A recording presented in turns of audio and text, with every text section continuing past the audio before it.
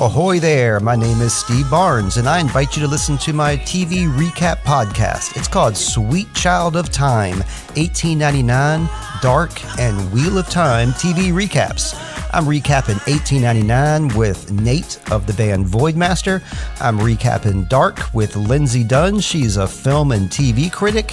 And I'm doing Wheel of Time currently with James the Marshland Monster, audio engineer and rapper, not on TV, but we'd like to see him on TV one day.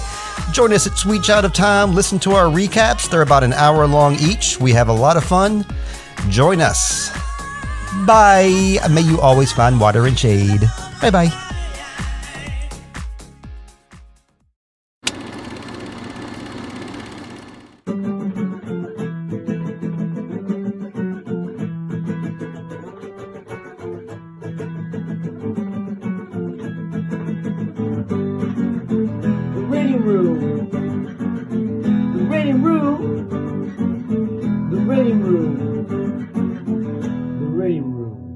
This is episode 21, Casino Royale.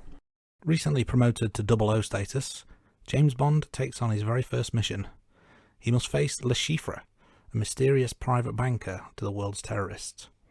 Along with Treasury agent Vesper Lind and Bond's contact in Montenegro, Bond takes part in a high-stakes poker game set up by Le Chiffre to recover a huge sum of his client's money that he'd lost in a failed plot that the British spy took down. That is Casino Royale in a nutshell, Jay. But what did you remember about this before rewatching it recently? So Andy, I've got to do a bit of a disclaimer here. So with the Daniel Craig Bonds, me and the missus have only seen each of the films once, apart from Casino Royale. I think we've only seen twice. Whereas, you know, we've discussed before, the other Bonds I've seen quite a few times. So, and you know, obviously this one was done...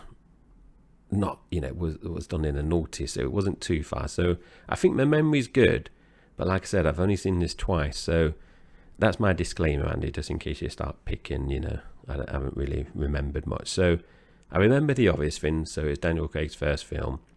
The franchise was rebooted. I did remember Mads Mikkelsen was in it, because he's an actor that's been in a number of other programs and films that I've seen. Also remembered I would say infamous torture chair scene, and I also remember the car crash leading to that. But apart from, I don't really remember many plot details. I also remember the parkour chase at the beginning, and the character being called Mr. White, because obviously he appears in more than one Daniel Craig film, and Vesper as well, and I remember there being a shower scene, but apart from like little snippets, I couldn't remember the actual main plot of Casino Royale. So what about you, Andy? Was your young mind better than my aging mind? Slightly better. I think everything that you mentioned, I remembered. I also remember there was a kind of a fight scene in a bathroom right at the start, which kind of explained how Bond came to be 00. There's obviously the poker game, which I mentioned in the summary of the movie, and a line about how it nearly killed him. I remembered Vesper, and I remember that Vesper betrayed Bond. Spoiler alert for those who haven't seen the movie to the end. And again, some line that he made, like, the bitch is dead. I also remember there was a distinct lack of gadgets, certainly in comparison to previous Bond films. There was little to no gadgets. The torture chair scene that you mentioned earlier was one of the more infamous scenes from the film. And then I also remember Daniel Craig emerging from the sea in the same way that Halle Berry did in the previous film, and of course Ursula Andress did way back in '62 in Dr. No. So quite a few details, points. The plot itself, sort of, I remembered, but it was more scenes and moments and characters that were my memory as well. Yeah, because I didn't remember anything about the money and, you know, Le Chiffre losing the money and therefore needing the poker game. So I didn't remember any of that at all. So we've said in previous podcast episodes as well, sometimes certain films we might remember more things. There might be certain plot strands that we remember. So I did quite enjoy watching this in terms of not remembering much about the actual film, in terms of the actual plot. Yeah, I think one thing I would call out is we've talked about the fact that Daniel Craig rebooted the franchise, so we were effectively starting again. And in my head, although I've seen this film 5-6 times maybe, I had in my head that it was very different from the other Bond films, and in some ways it is. You know, it's a complete reimagination, but actually there's quite a lot of staples of the original Bond franchise that remained through. There were still levels of humour, there were still some one-liners, it was still very much a Bond film. It wasn't I've probably mentioned this, I don't know if I've mentioned it on air or not, but my closest comparison would be the Batman franchise. When Christian Bale took over with Batman Begins, that was effectively a reboot, and it was far removed from what we'd seen the likes of Keaton and Val Kilmer and George Clooney in the role. This was akin to that, but it didn't lose the authenticity of Bond or the original charm quite as much as I seem to remember it did. So it was a nice mix, I thought. I agree, Andy. I agree. Let's get into a little bit more detail. So we're collecting various pieces of information throughout. So let's start with villains. Hang on to your hats, because this is a long list. So we have Le Chiffre, we have Mr. White, Alex Demetrios, Carlos Nicolich, Stephen Urbano, Malaka Danzo, Adolf Getler, and Krat. And just the two Bond girls, Vesper Lind and Solange Demetrios. And the theme song was sung by Chris Cornell, and it was called You Know My Name. And the opening credits, so this one was very different. So we've got Bond appearing throughout the credits here, and we've got, like previous films, so there are some kind of staples in terms of the normal Bond franchise. So you've got your cards, you've got your fight scenes as well, you've got silhouettes of Bond fighting various goons. You also had the different type of card deck suits as well, so you had like the hearts, clubs, diamonds and spades. You had the bullet holes, which I quite like, making the 007 appearing on one of the playing cards.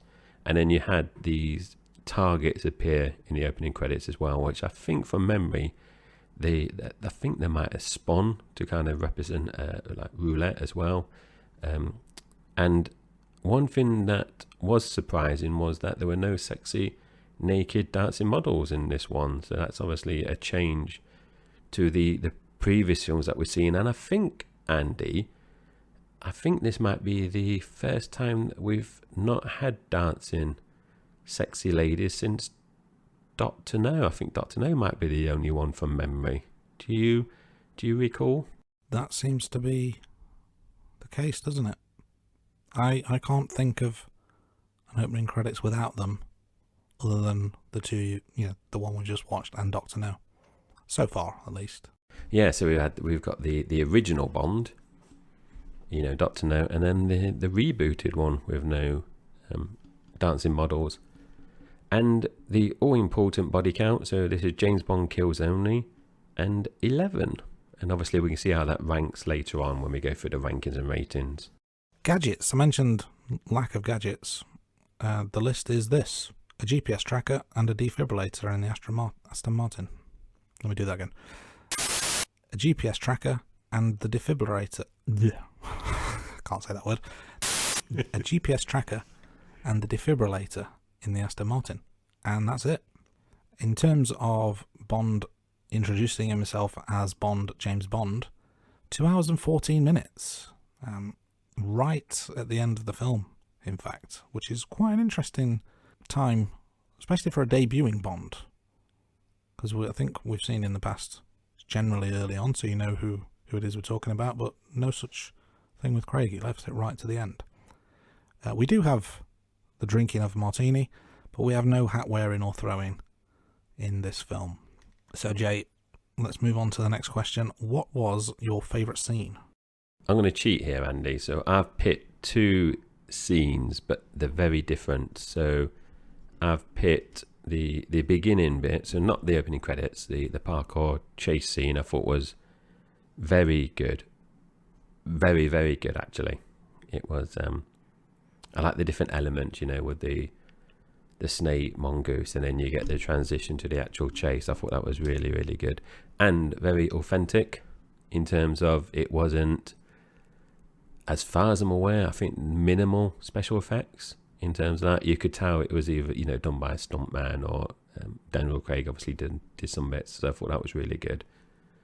But then changing, you know, slowing down the pace, I thought the card playing scenes between Bond and Le Chiffre was very good as well. And I don't know, banter is the right word, but where they were both kind of scoping each other out and trying to, I don't know, manipulate maybe the situation. I thought that was sometimes quite intense as well. So I picked, you know, a really good chase scene and then a more intense, slower pace scene there. But I thought those two are the ones that really stood out for me, you know, in Casino Royale.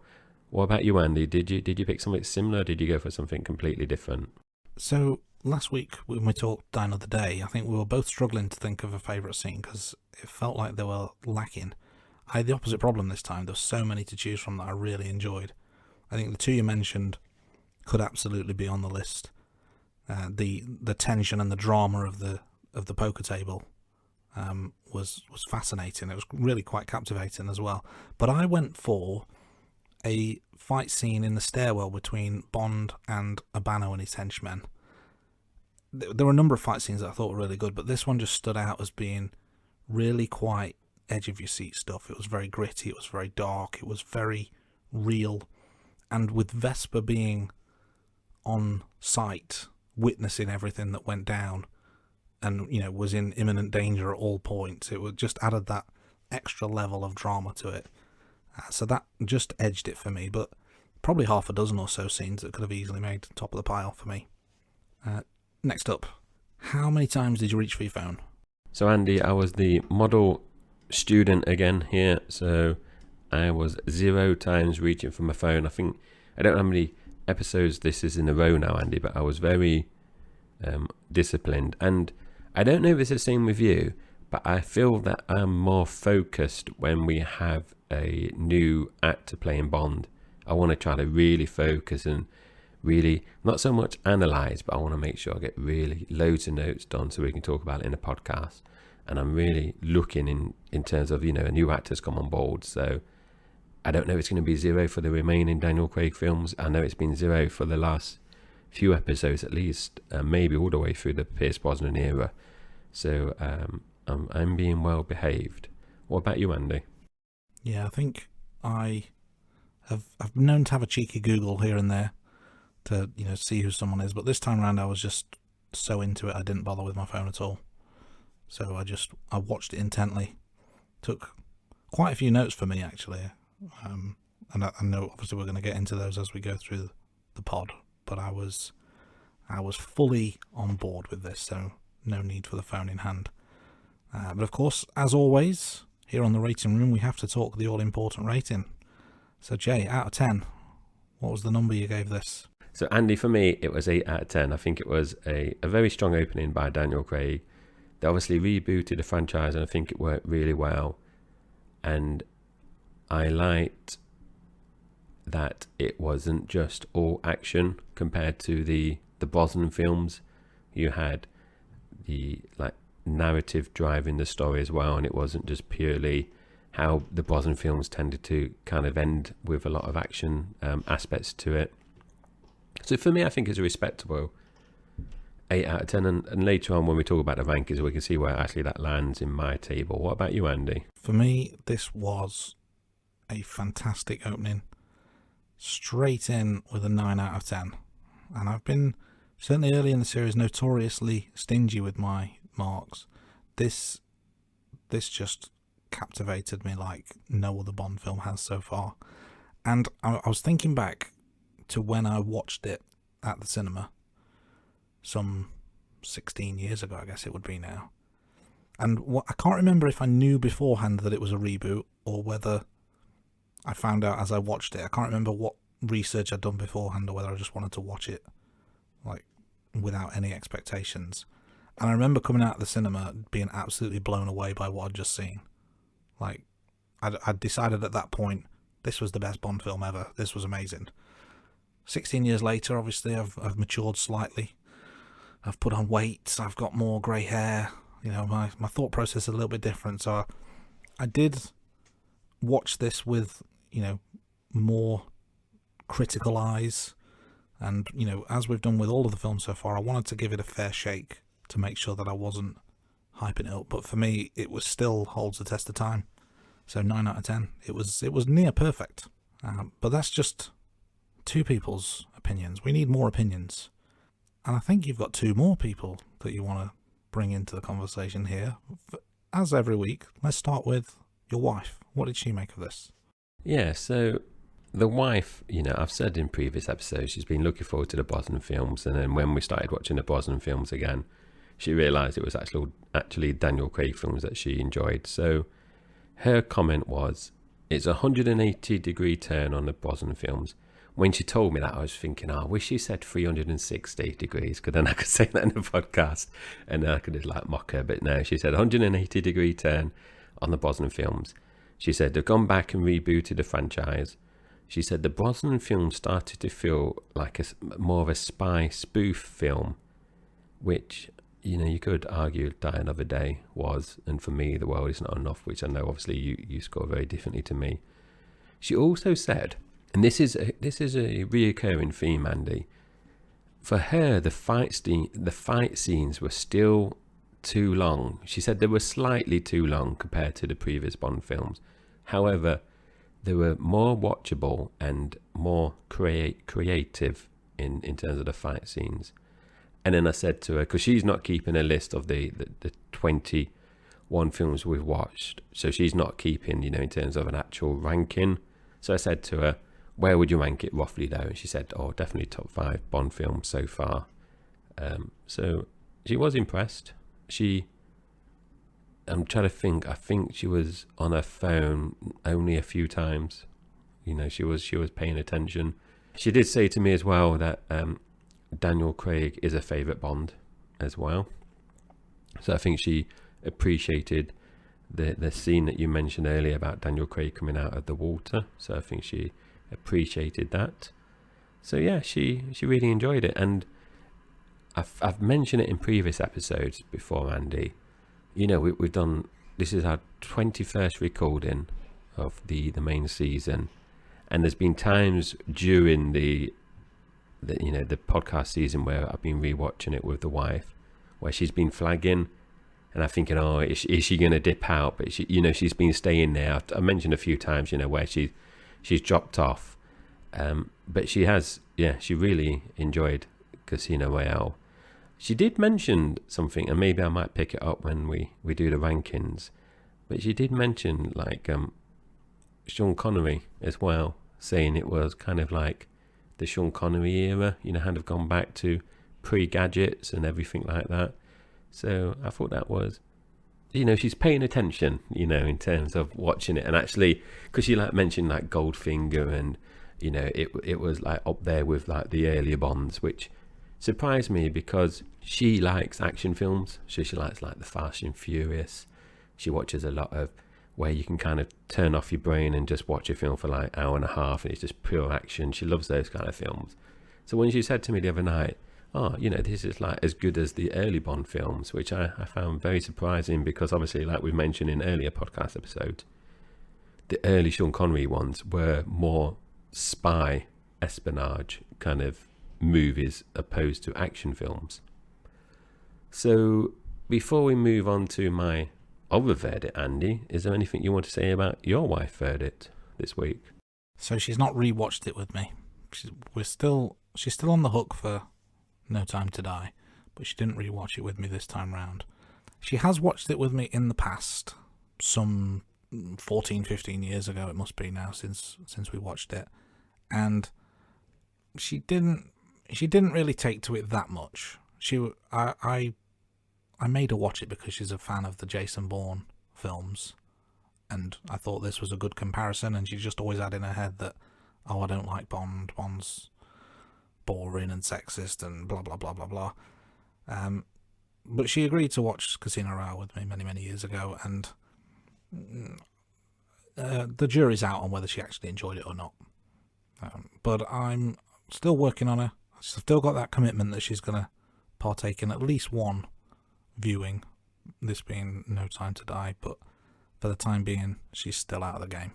So, before we move on, Andy, I think I alluded to it in the last episode that my teenage son might be watching Casino Royale. I think I did. Did I mention that, Andy? I think you did, yeah. I think you also mentioned many, many episodes ago that he intended to watch a film with you and then was playing on his Xbox instead. Yes, he played Minecraft or something. It might have been the Lazenby film, if memory serves me correctly. Blimey. I tell you what, Andy, our listeners, we're in episode 21, and our listeners will probably can see my deterioration in my memory as the season progresses, because I'm struggling to remember some of the stuff we've discussed. But yeah, so my teenage son was going to watch a previous one, ended up playing Minecraft with his friends.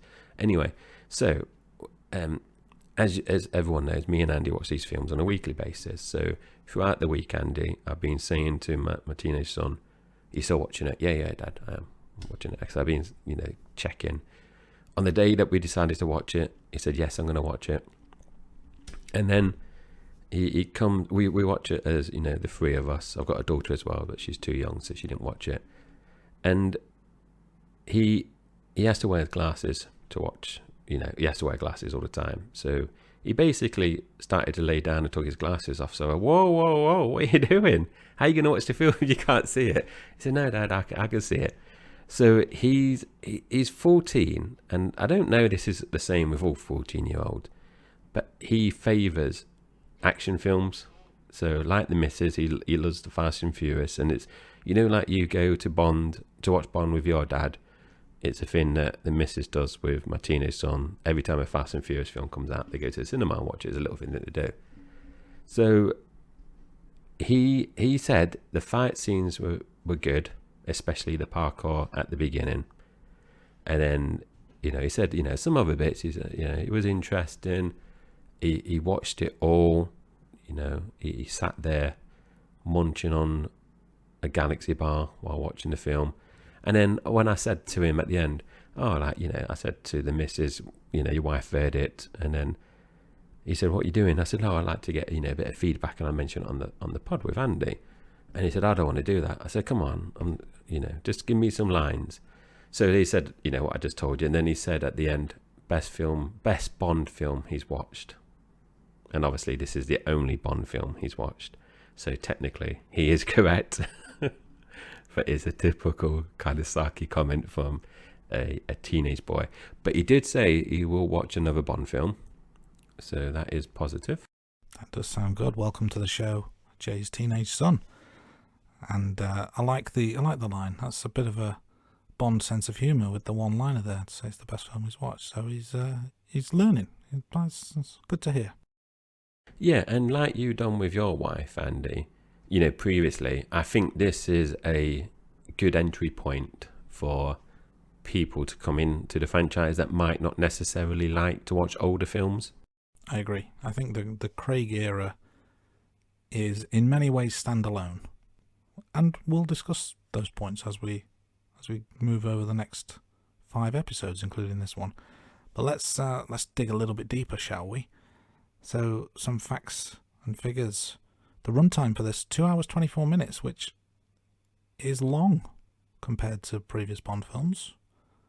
I think it might be the longest one yet. We will double check that at the end when we go through our ratings and rankings, but that feels like a long one to me. Released in 2006, and we have a return for the director Martin Campbell, who took the helm for this film. So, as always, I like to kick off talking about the money. The budget with this film was $102 million, so that is actually a decrease compared to the previous film, which is obviously Die Another Day that we watched last week, of $40 million, which I found a bit surprising really. So this film came out 4 years after Die Another Day, but they've stripped out $40 million from the budget there. It also makes it cheaper than The World Is Not Enough and Tomorrow Never Dies, which, when doing the research, Andy, I was really surprised about that. I know there's less gadgets, and as we mentioned in Die Another Day, they had a lot of gadgets, but also kind of futuristic elements to it, so maybe that's where they managed to save some of the money. This film was a lot more gritty as well, so maybe that helps bring the budget down. I don't know how much Daniel Craig was paid compared to Pierce Brosnan as well. Maybe that saved some money there.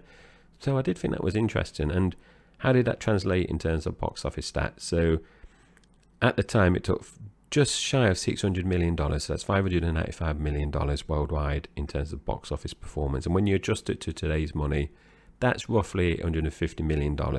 So that means at the time, this was the best performing Bond film in the franchise. So they rebooted the franchise. They've took money out of the budget, Andy, and then they still get the best performing Bond box office performance. So they're doing something right. They absolutely are. I'm not sure about License to Kill. I think it should be a license to print money with those kind of figures.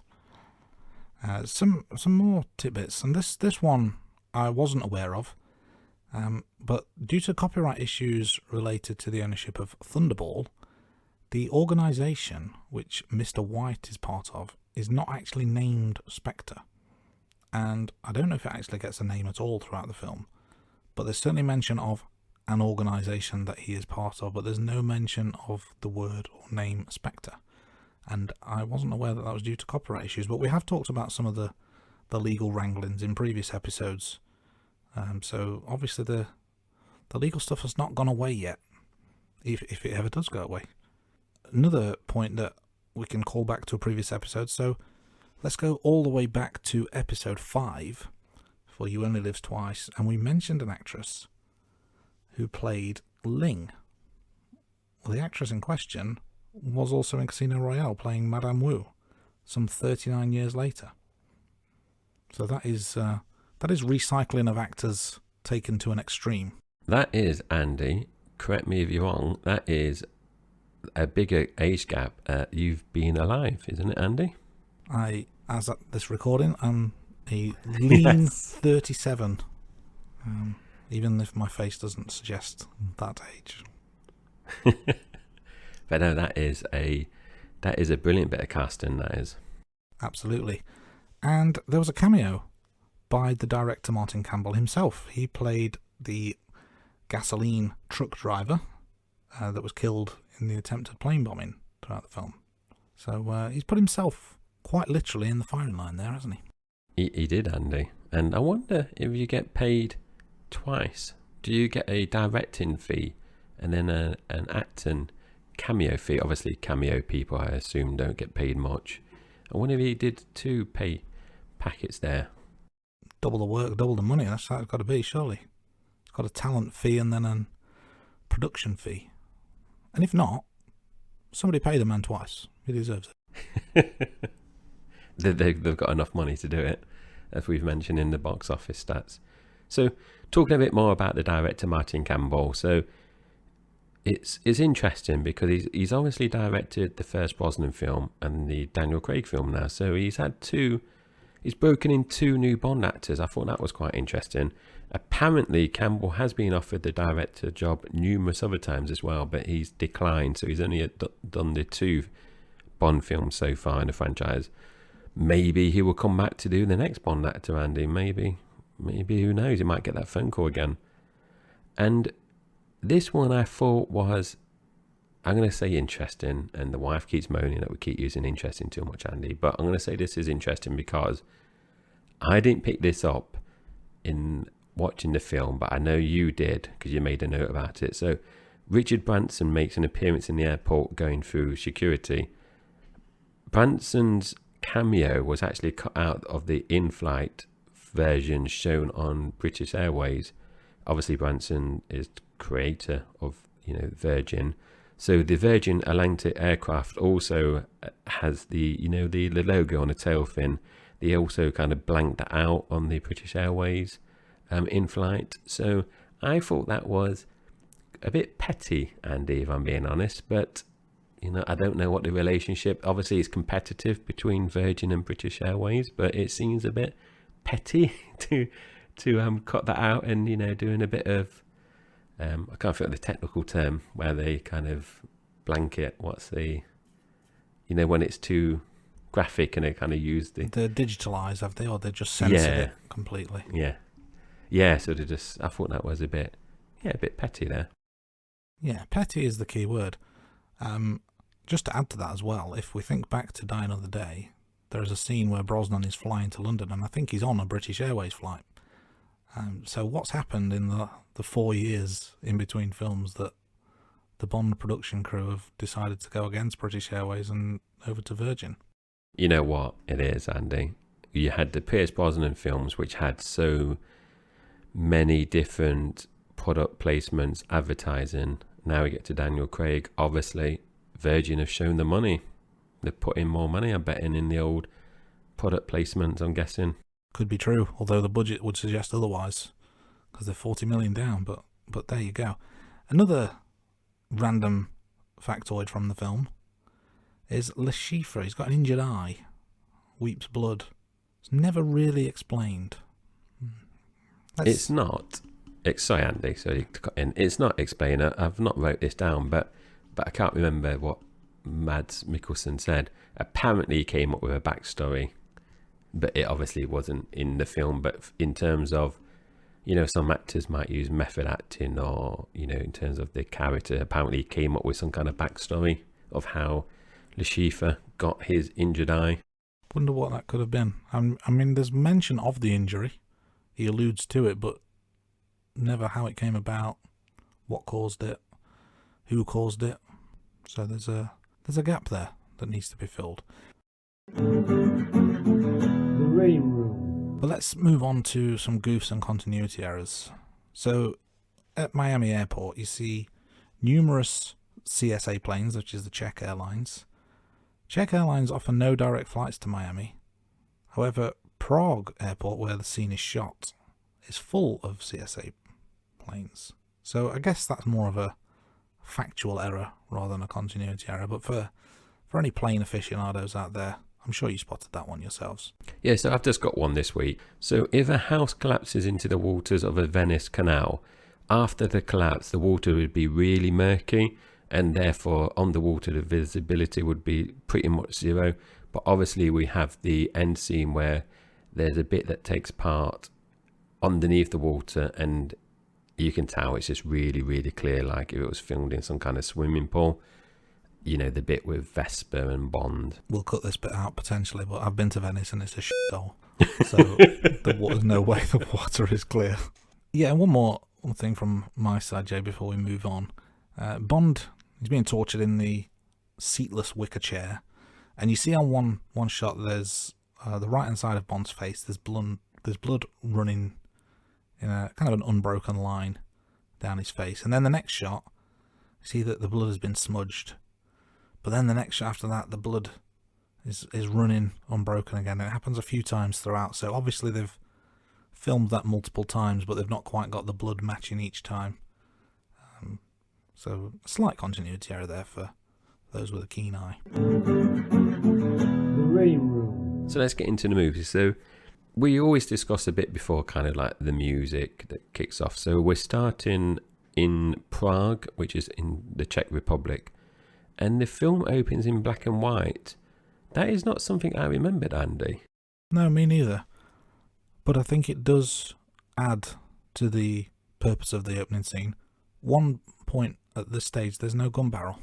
There isn't a gun barrel yet, and we will find out why in shortly. But that is a good point, and obviously something that viewers of James Bond will be obviously aware of, that there's no gun barrel, and that's very strange not to have a gun barrel. So Bond has tracked down an MI6 section chief called Dryden, who has been selling secrets to enemies for a profit. There's a bit of back and forth here between Bond and Dryden as well. Dryden mentions the need to have 2 kills to become a 00 agent. A question I had at this point, Jay. Is this the first time we've had actual confirmation of what it takes to become a double O. Because I felt like we know it, but did we know it? I don't recall, Andy, it being mentioned before in terms of the criteria. It might be, but like I've mentioned at the earlier, my memory isn't the greatest. But when I saw your comment there about the, confirming the actual requirements, it did make me think, and I was thinking through, the films that we've obviously rewatched over the last few weeks, months. I can't remember, actually. I don't know if it's ever explicitly mentioned. I mean, if any listeners out there listening and come back to me and Andy and say, it was mentioned in this film, and at this point, we will hold our hands up, and maybe we weren't paying as much attention as we thought, Andy. Maybe we were checking our phones at that point when that important detail was mentioned in previous film. So moving on, this scene cuts between Bond and Dryden in the office, and also Bond and Fisher fighting in the toilet. So I thought that was quite good. So we're still in black and white bit at the moment. Yeah, we've kind of got Bond in the office, kind of reliving what had obviously happened previously in the toilets with Fisher, and so I think they're talking about the actual killing of Fisher, and Dryden's taunting Bond, and he says something like the second is, but then gets cut off by Bond shooting him in the head, and Bond replies considerably, and then it cuts back to the bathroom scene where you think Fisher is dead, but I think he gets up or he's starting to move, and then Bond turns around and shoots him. But as he turns around and shoots him, it becomes the gun barrel sequence, which I thought was really, really cool how that was done. So he wasn't walking on screen, he was already on screen, but he turned and shot Fisher, and it became the gun barrel. Very, very cool. And I thought it was an incredible opening to the film, actually. Very short, very sweet, but maybe the best open ever, even though it was only 3-4 minutes long. We've obviously had some really good openings, Andy, over the last few weeks. GoldenEye, the dam scene we've mentioned. We had the scene last week in Die Another Day as well. And when you mentioned about the gun barrel, I know it's not exactly the same and it's slightly different, but I thought back to Die Another Day, where Brosnan being caught and tortured, then transitioned into the music, and then you got the music and the opening credits is kind of explained in a time jump. With this, it was similar in terms of you had the story, and then it transitioned into the gun barrel. So it was kind of similar. I know it wasn't the opening credits, but it was the gun barrel bit. So quite like that, how they used the actual story to kind of then transition into the gun barrel. Yeah, it was very, very creative, very original. I loved it. Yeah, so they've rebooted the franchise, and straight away, Andy, you could tell it just feels different. One thing that doesn't feel different is David Arnold actually has returned to the franchise, and this is his 4th Bond film now. So even though they rebooted, they have brought some of the regulars back. As mentioned earlier, Chris Cornell sings You Know My Name title song. Cornell was the lead singer of Audioslave and Soundgarden, 2 bands that I know nothing about. Just have to hold my hand up there, Andy. And You Know My Name is the first theme song since Octopussy to use a different title than the film.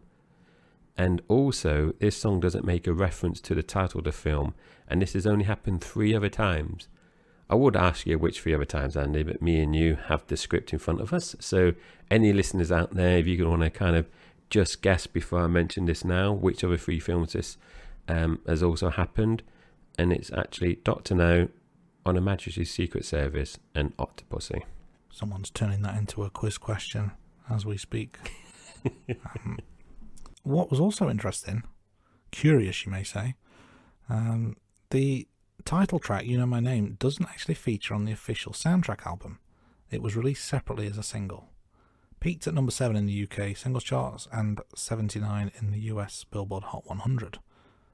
But I would have assumed that all title tracks would have appear on the soundtrack of that film. So I'm very surprised to to hear that it's not part of the soundtrack.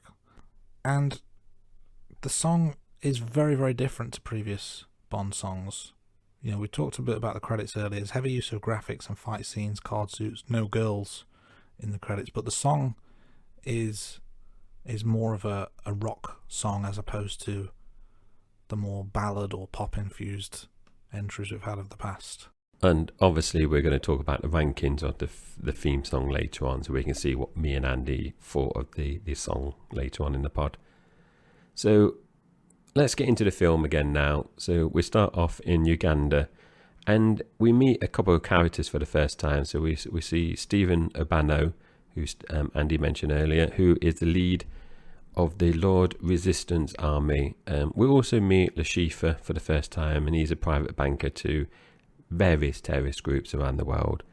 Lashifa is played by Mads Mikkelsen as well, and the deal has been set up by Mr. White. So that straight away you've got, I don't know if you say 3 key players, but you've definitely got 2 key players here.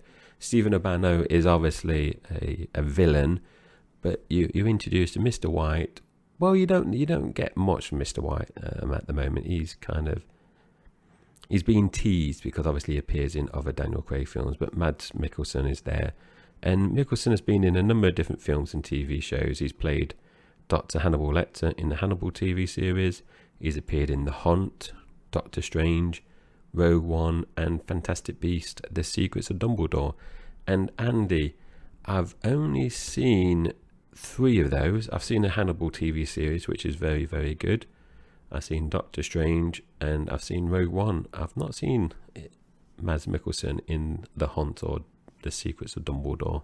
Have you seen him in many other things? No, of that list, I've only seen Hannibal, and he's incredible in that. He really is. I'm not a Star Wars fan. I think Rogue One is Star Wars, isn't it? Showing my ignorance here. We're on a podcast about films, and I know nothing about Star Wars, one of the biggest franchises ever, but no, it's not for me. Similarly, Dumbledore, that's Harry Potter if memory serves me correctly. I've seen 2 Harry Potter films. That was too many. But Hannibal, incredible show. But let's get away from Hannibal, and we're moving from Uganda to Madagascar next. We're at a snake and mongoose fight, and I've probably mentioned this before, I hate snakes. Like, they really freak me out, so I didn't like this scene particularly. But Bond is working with an agent called Carter, and they're running surveillance on Malacca. Carter seems quite inexperienced, and he gets caught touching his earpiece, and Malacca spots straight away. It's pretty useless, has to be said. But I thought Bond was the rookie at this point. You know, he's only just become a 00, and he's taking lead on the mission. That seems out of place. So if Bond has only just become a 00, what does that make Agent Carter? It's like, you know, when you watch films and for some reason they go, oh, you analyst that sits behind your desk all day, you have to come out in the field, you know, with the main agent for some, you know, reason. That's what it felt like. It was really out of place. And it, like, you know, when we were watching it, he's touching his earpiece, and you're thinking, like, why are you touching your earpiece? And then Bond has a go at him for touching his earpiece. It's like job swap day. You know, maybe there's a 00 agent sat back at MI6 answering the phone or something while Carter's out in the field. Yes, indeed, Andy. That's it made me think of something that happened at work today, which I won't go into. So we are treated to a really good parkour chase, and I mentioned this is one of my favourite scenes, and you know, my teenage boy mentioned this was a really good scene, and it is a really good scene. So Bond chases Malacca through a construction site and eventually to an embassy, and there's a bit here where Malacca kind of squeezes through this opening on, you know, in this wall really high at the top, and then basically Bond just runs through it, and the wife and the son laughed at that as well. So there's a bit of that typical Bond kind of humour in the film still. And a comment here was, this is a very strong opening for Craig, so it's very, I don't want to say action man, but you can tell he's very physical and he can look after himself. Yeah, I would say there's other than a couple of quite obvious stuntmen in shot, I thought this was an excellent scene. But there were a couple of obvious things, which we've touched on in quite a lot of the Bond films, actually. But as we're getting into the 2000s, I was hoping this sort of thing would be a thing of the past by now. Yeah, and Andy, I didn't notice a stuntman, actually, so you've done well there. Obviously, I know Daniel Craig isn't going to do the jumps between various cranes and various stunts. But from memory, Andy, I think Daniel Craig injured himself on at least one or two Bond films, hasn't he? I think that's a bit of a recurring theme, isn't it? Craig getting injured on a Bond film. Yeah, I think I've heard that numerous times. I guess in future episodes we might get into that in a little bit more detail. We'll get our research team going through the archives. Bond is called in the embassy. However, Bond shoots Malaka and a nearby gas tank and escapes in the explosion. He also steals the backpack Malaka was carrying, and Bond finds the text message on Malaka's phone that says ellipsis. No time made here. It's a lot of trouble to go through for a text message, isn't it? What if it looked at the phone and it said, "New phone, who dis?" I agree, and when this happened, I can't remember if it was that my son or wife said, so he basically just killed the bloke because he needed the backpack. He seemed to have gone to a lot of trouble just to get the backpack. But yeah, he would have liked to take Malaka if he could, but because he was captured, cornered, I think he had to adjust his plan, didn't he? Yeah, he made a judgment call, and I'm not sure everyone agreed with that judgment, but that's for a future scene. But before we get to that scene, we have a brief scene on a yacht where Le Chiffre is playing cards, and this is where we see that he's got an eye that weeps blood. And like we said earlier, there's no real mention as to how or why that occurred, but he does make mention that he has some condition which means he weeps blood. And it's at this point he finds out about Malaka. Yeah, that's just a small scene on the yacht, and we get another scene here now. So we're in MI6, and you see M, and she's very angry that Bond's violent actions were caught on tape at the embassy, and it seems like she's coming out of some kind of committee meeting, and she's obviously being scrutinized and drilled as well. And she mentions something, I can't remember exactly what she mentions, but she's getting lots of challenge as well.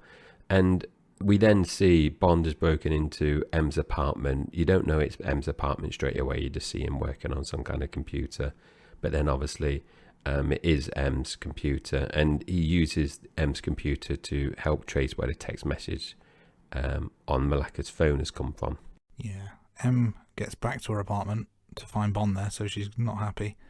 And Bond mentions, they have a bit of an interaction, and Bond mentions that he knows what the M stands for, and it's not just a randomly assigned letter. And he's about to reveal it when M cuts him off.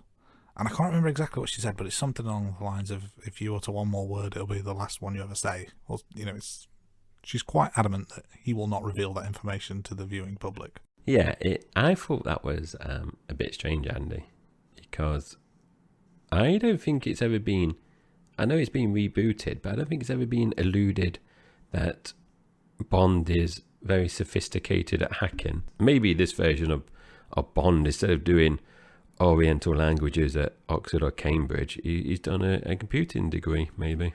Yeah, maybe like computer science or something. Jay, before we move on, I know you're gonna talk about the next scene, but this feels like as good a place as any. What did you feel about the decision to cast Judi Dench as M again? Bear in mind we've seen her now in all four Brosnan films. Do you think it was the right choice? Bear in mind that this is a reboot, so unless I'm mistaken, everyone is a brand new character. I believe they are, yes. All new actors for the characters. I'm a little bit torn, Andy, because Dame Judi Dench is obviously a magnificent actress, so I don't have any problems with her continuing in the franchise from that point of view. But if you look at the continuity of it, that version of M has obviously worked with Bond on 4 films, but this is rebooted, so technically it's at the beginning of his career, so you could argue he's before Brosnan in terms of M's career and Bond's career. I did read something where I think it was Martin Campbell basically said Dame Judi Dench was so good as M that they just decided to keep her in and not worry about recasting her as M. So I personally don't have an issue. I can look beyond that, you know, because she's appeared in the Brosnan films. You know, she's obviously a very good actress. It's a very good character that she portrays in terms of how she interprets that and brings it on screen. I don't have any issue with that, so I can get through that, Andy. Do you have a different view then? I don't know. I think she's tremendous. I just found it curious that if you are going to reboot and go back to the beginning, which is essentially what this is, and, you know, if we think back to the very first Bond film, Dr. No, James Bond is already a 00 agent at that point, so even that's not the beginning. This is even pre-Dr. No if we're going from a timeline perspective. So it seemed like an odd choice as a standalone, that if you're going to reboot, why would you not go for a whole new cast of actors? But then I guess the flip side to that is, who plays a better M than Judi Dench? It's a short list. So we are now leaving MI6 and we're going to the Bahamas. And we see Bond driving a Ford.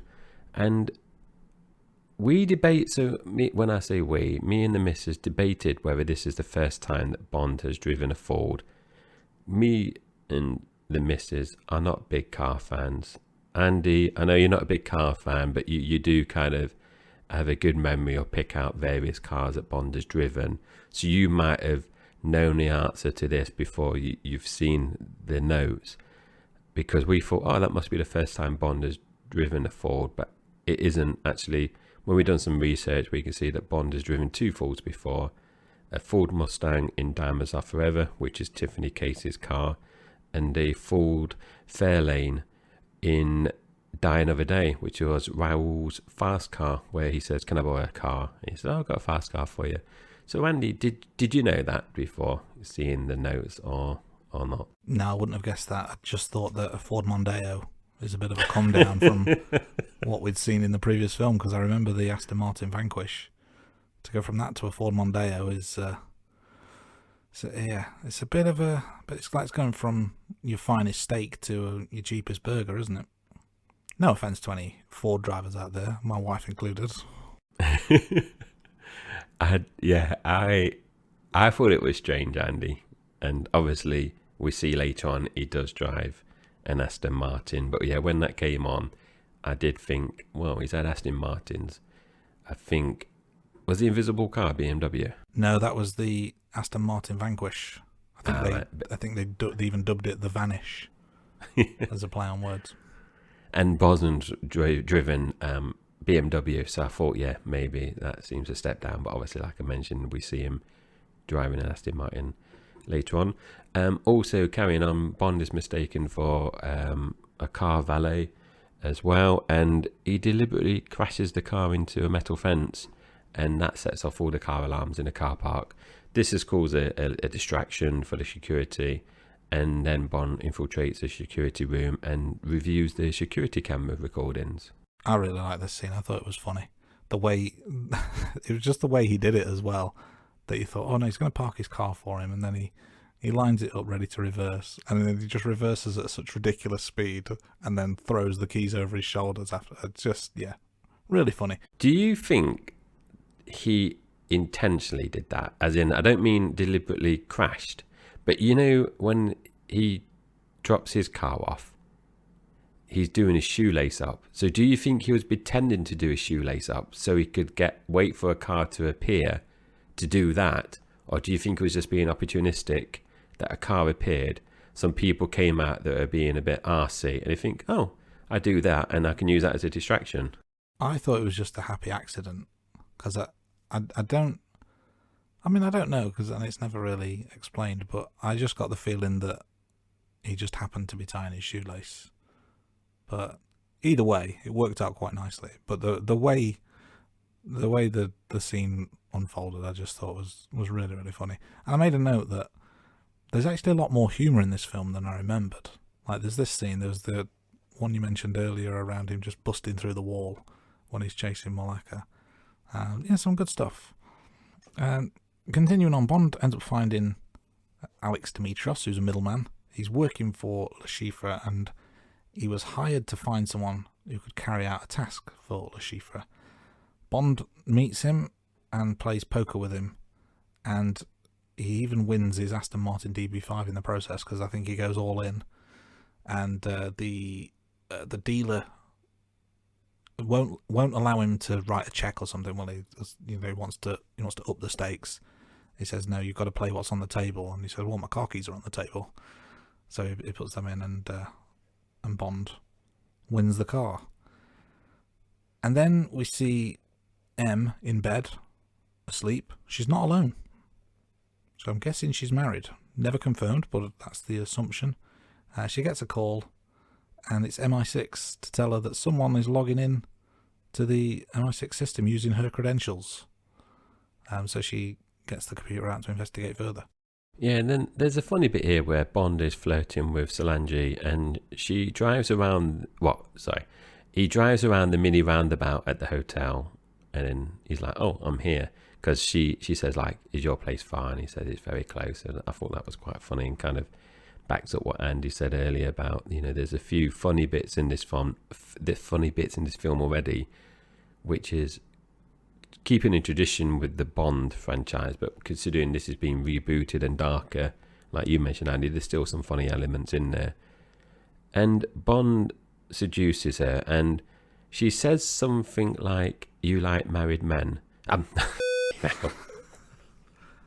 Definitely not married men. So she says something like, "You like married women," and that's a fine statement. That is just some bit of banter between Bond and her. And Bond orders a Bollinger and some caviar, and then obviously the person on the phone says, "Is that for like how many people?" or something, and he says for one. And that's Bond's not hanging around. He's focused. He's going to follow her husband. He's found out that Alex is going to Miami, and he's focused, Andy. I like that. He's not being swayed. He's been playing the game. You think at first maybe he's being distracted by a bit of skirt, but no, he's not. He's back on the mission. He's just doing what he needs to do for Queen and Country at this point. Yeah, so he follows Dimitrios to Miami. And the question I have is, how did he follow him all the way from the Bahamas to Miami without being spotted? Because the way the scene's played out, he must have been on the same plane. Because he's then seen in Miami following him in a taxi from, what I'm assuming, from the airport or from nearby. So he must have been on the same plane. And how did he get the same plane as him without being seen? Very, very odd. But he continues following him, and they end up in a bodyworks exhibition. And then Bond gets caught by Dimitrios. A knife is pulled, and they have an intense kind of standoff where Dimitrios is trying to stab Bond, but Bond's fighting back, and then eventually Bond wins, kills him. And thanks for coming, Alex. And the bag that you see Alex has checked in has gone missing. So Bond manages to follow the man, Carlos, and I think from memory uses the phone, doesn't he, to kind of identify who Carlos is, and Carlos picks it up. So Bond has identified who he needs to follow, because obviously he doesn't know who picked up the bag. Bond follows Carlos to Miami International Airport, and we see Carlos pull out the duffel bag. Well, you don't actually see him pull out. You see him actually get changed into the security uniform as well, which is obviously being in the bag, and he puts it on. He then slips into the secure area of the airport, and Bond follows him. He then rings MI6 to get some help, doesn't he? But then as he's liaising with MI6, I think it's M, isn't it, at this point, Andy? He's on the phone too. Is it M or the assistant? I think it starts as the assistant, because the assistant puts him on hold. Yes, he does. A brave man. And, he's figured out the code actually is ellipsis, and he gets through the door. Yeah, this is where we see the Richard Branson cameo. He's a passenger going through security in the background. That's a good spot, Andy. Like I said earlier, I didn't pick that up. And M seems to have a male assistant I've just alluded to. And we haven't seen Moneypenny yet. And spoiler alert, we don't see Moneypenny in Casino Royale as well. So she's not in this one. And she's been in, Andy, correct me, pretty much every film so far. I think it's got to be every film, hasn't it? My one question mark is Doctor No. But am I thinking that Q was not in Doctor No and first appeared in From Russia with Love? I'm not sure if that's the same for Moneypenny, but yeah, this may be the first time we don't see Moneypenny. And we see M's got a new assistant called Villas, and the character's name was actually a reference to James Villas, who played Bill Tanner in For Your Eyes Only, so another little throwback there. We see Bond is chasing Carlos across the runway, and a note I made here is Daniel Craig's Bond is doing a lot of running. He's doing a lot of chasing in this scene, and even at the beginning with the parkour, so he's a very fit Bond. Yeah, he's all action. He's not just using his brains, he's using his body as well. This is a really cool scene, actually. So there's a plane that's trying to land as Bond is pursuing. There's the chase on the runway. The plane tries to land and nearly comes a cropper. Carlos manages to jump from the vehicle.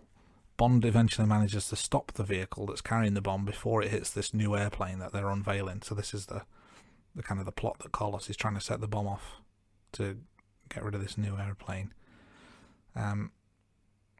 Bond is apprehended by the police and he's being kind of pushed down onto the bonnet. So Carlos thinks, I can set the bomb off here. But what he doesn't realise is that Bond has taken the bomb off and clipped it onto Carlos's trousers. So he blows himself to Kingdom Come. And like I said, I thought this was another really, really strong scene. And then Bond kind of leaves with a bit of a wry smile on his face as he's being detained. Yeah, that's a good scene. And we now jump back to the Bahamas, and Bond discovers that Solange has been murdered. MI6 has found her drowned in a fishing boat net, and M explains that she was tortured and killed by Lashifa because she was the only one left alive, and therefore he assumed that she must have talked. Yeah, this is Craig picking up where Connery and Moore and the gang left off. He's not able to save the girl. We've commented that on numerous occasions that Bond girls don't always last the duration of the film. So that's another one that bites the dust there.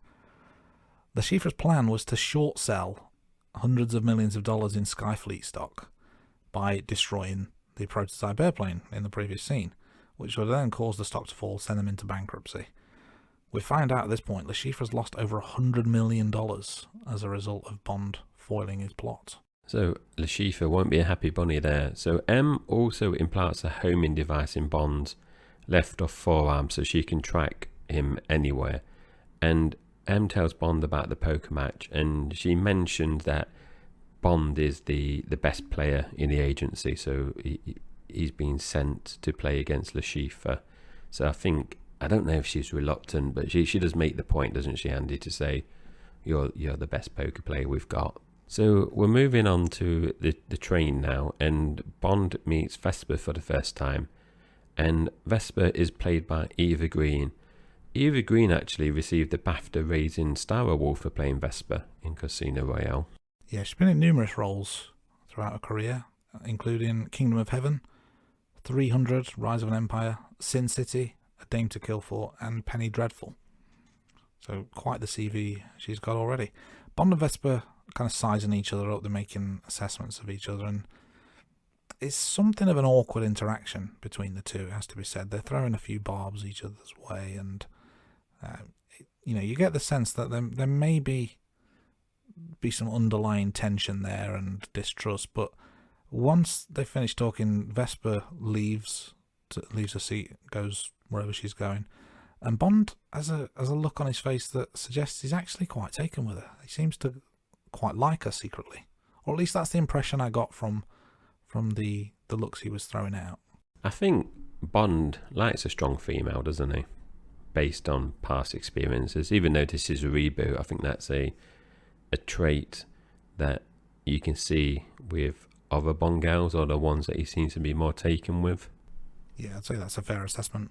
So we're in Montenegro now, and Bond and Vesper don't seem to be hitting it off. And Bond states Vesper isn't his type, and Vesper retorts back and says smart. But then Bond comes back and says no, single. And then they clash again pretty much in the next scene when they're checking in at the hotel. Yeah, he's being a bit of a dick, isn't he? That's the truth of it. I'm trying to think what it is exactly that is said, but he basically gives the game away that they are not who they are pretending to be. I think they're going to check in under pseudonyms, false names, and Bond just goes to the desk and says something like, my name's James Bond, but the reservation's in whatever name it is, I can't remember, which obviously she's not happy about. And then they clash later on because they've picked out outfits for each other, which is a bit presumptuous, has to be said, and just kind of adds to the underlying tension that there seems to be between the two. Later on, Bond goes to the casino. He meets Le Chiffre and the other players in the game. And I think there's actually, during this introduction with Le Chiffre, he makes mention of Bond's fake name. And again, I can't remember what it is, but it says, is it Bond or is it such and such? So obviously Bond was correct in assuming that Le Chiffre would know all along. But I thought that was a nice way to introduce themselves to each other. And as they're playing, Bond orders a drink, goes into great detail about how he wants it.